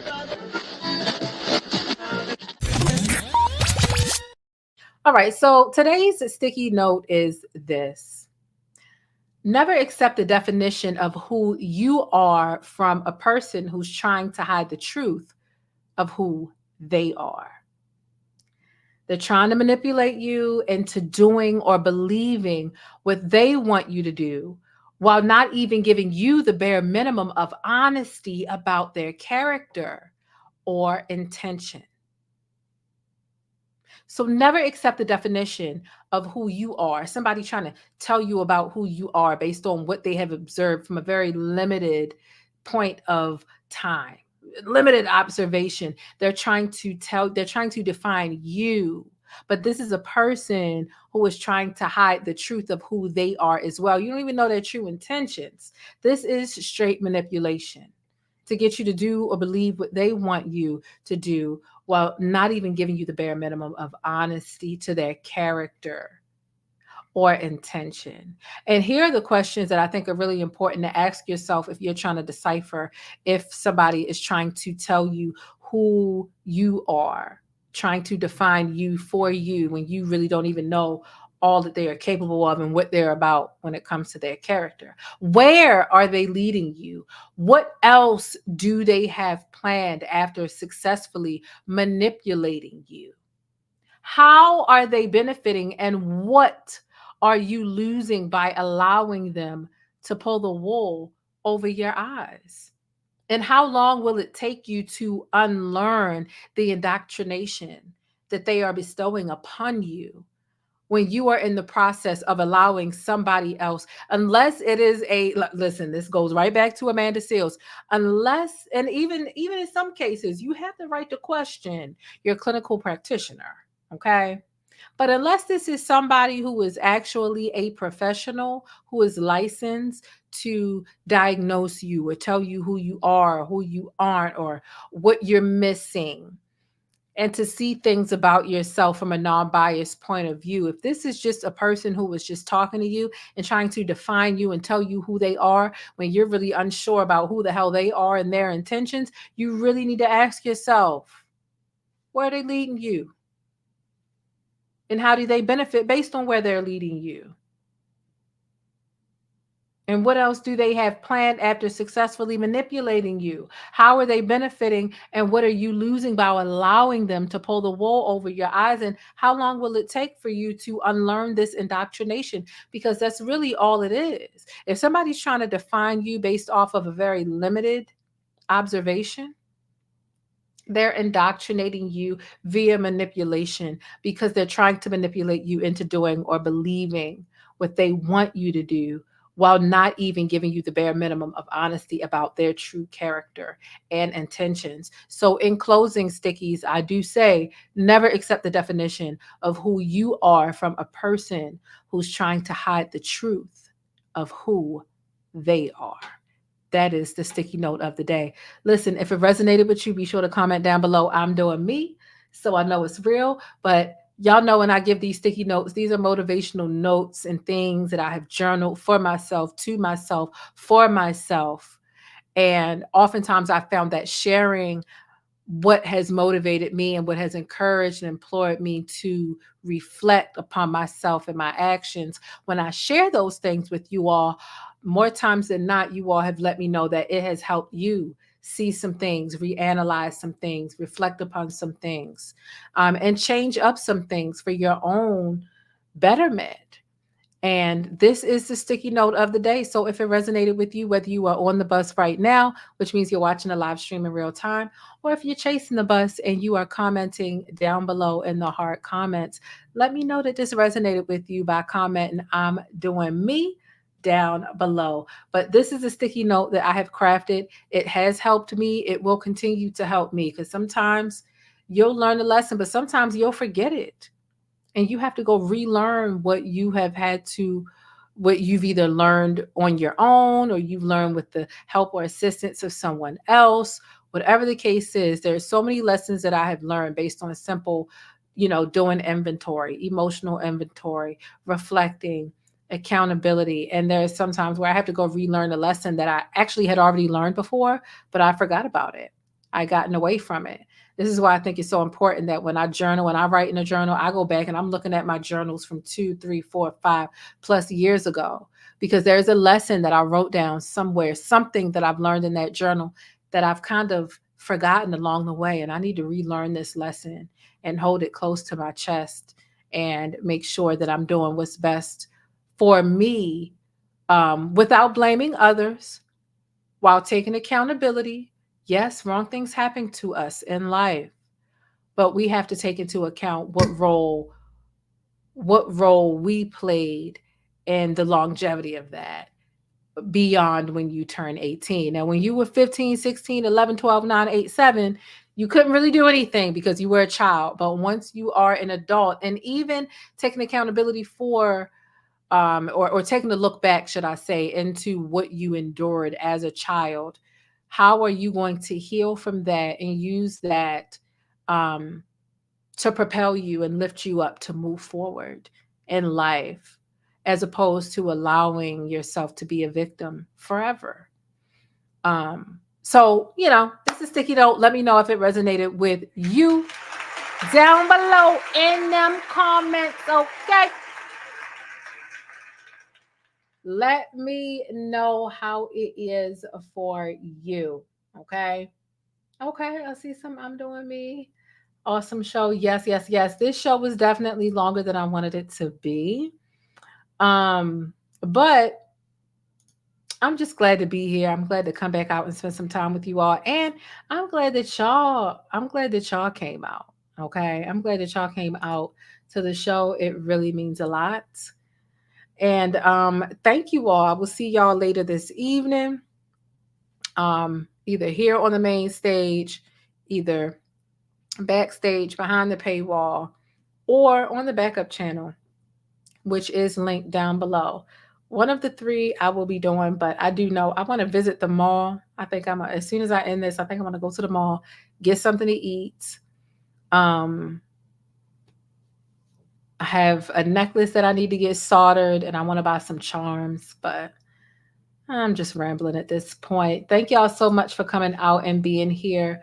Like I was telling y'all earlier, listen, all I ask is that y'all hit that damn like button. That is the only true and real requirement for me and this channel, is that y'all subscribe and that you hit the like button. If you want to take it a step further, you can send a cash app. I do appreciate that, but it is absolutely not required. Send a pancake or two via Cash App if that is something that you are able to do. And it definitely helps us keep the lights on. And you see I done changed my setup and things like that. And so that is really not easy to do, lighting wise and setup wise and equipment wise. But I love y'all. So I'm always going to be trying to do new things with whatever budget I have. All right. So with all that being said, I love y'all so. I love y'all so much. I hope that your mental health is intact. I hope that your invisible problem that you don't speak of to everybody, I hope that they are there for you. I hope you enjoyed the sticky note. Thank you for watching. Thank you for checking the community tab. Thank you for subscribing to the channel and the backup channel. Don't forget to do something to decompress today. Drop some comments down below to keep the conversation going about all things discussed in this video. Laurence Fishburne's daughter, Raven Symone, MoNique, Amanda Seals, Shannon Sharpe, Tasha K getting cussed out by the cussing pastor, our new series Screen Talk, in which we spoke about Blue Ivy, Quiet on Set, Dan Schneider, Unlocked, a jail experiment. And listen, I look forward to y'all keeping it sticky and real down below in the comments. Don't forget to thumbs up this video, thumbs up or down the video. Honestly, either way, I appreciate it. Be sure to hit the notification bell so that you don't miss out on this or any celebrity or trending syrup, because y'all know things are always sticky in Hollywood and in real life. I want y'all to stay beautiful, black, and blessed. And last but not least, as long as you are doing better and becoming better than the person that you were yesterday, just know you are doing the damn thing. And I'm proud of you. I'll catch y'all in the next video. Deuces. But that's it. If you want to catch more of my commentary on Black culture or vital and trending information, be sure to subscribe by hitting that little circle in the middle of the screen, or I'll catch you in one of these rectangles to the right in another video. I'll see you there.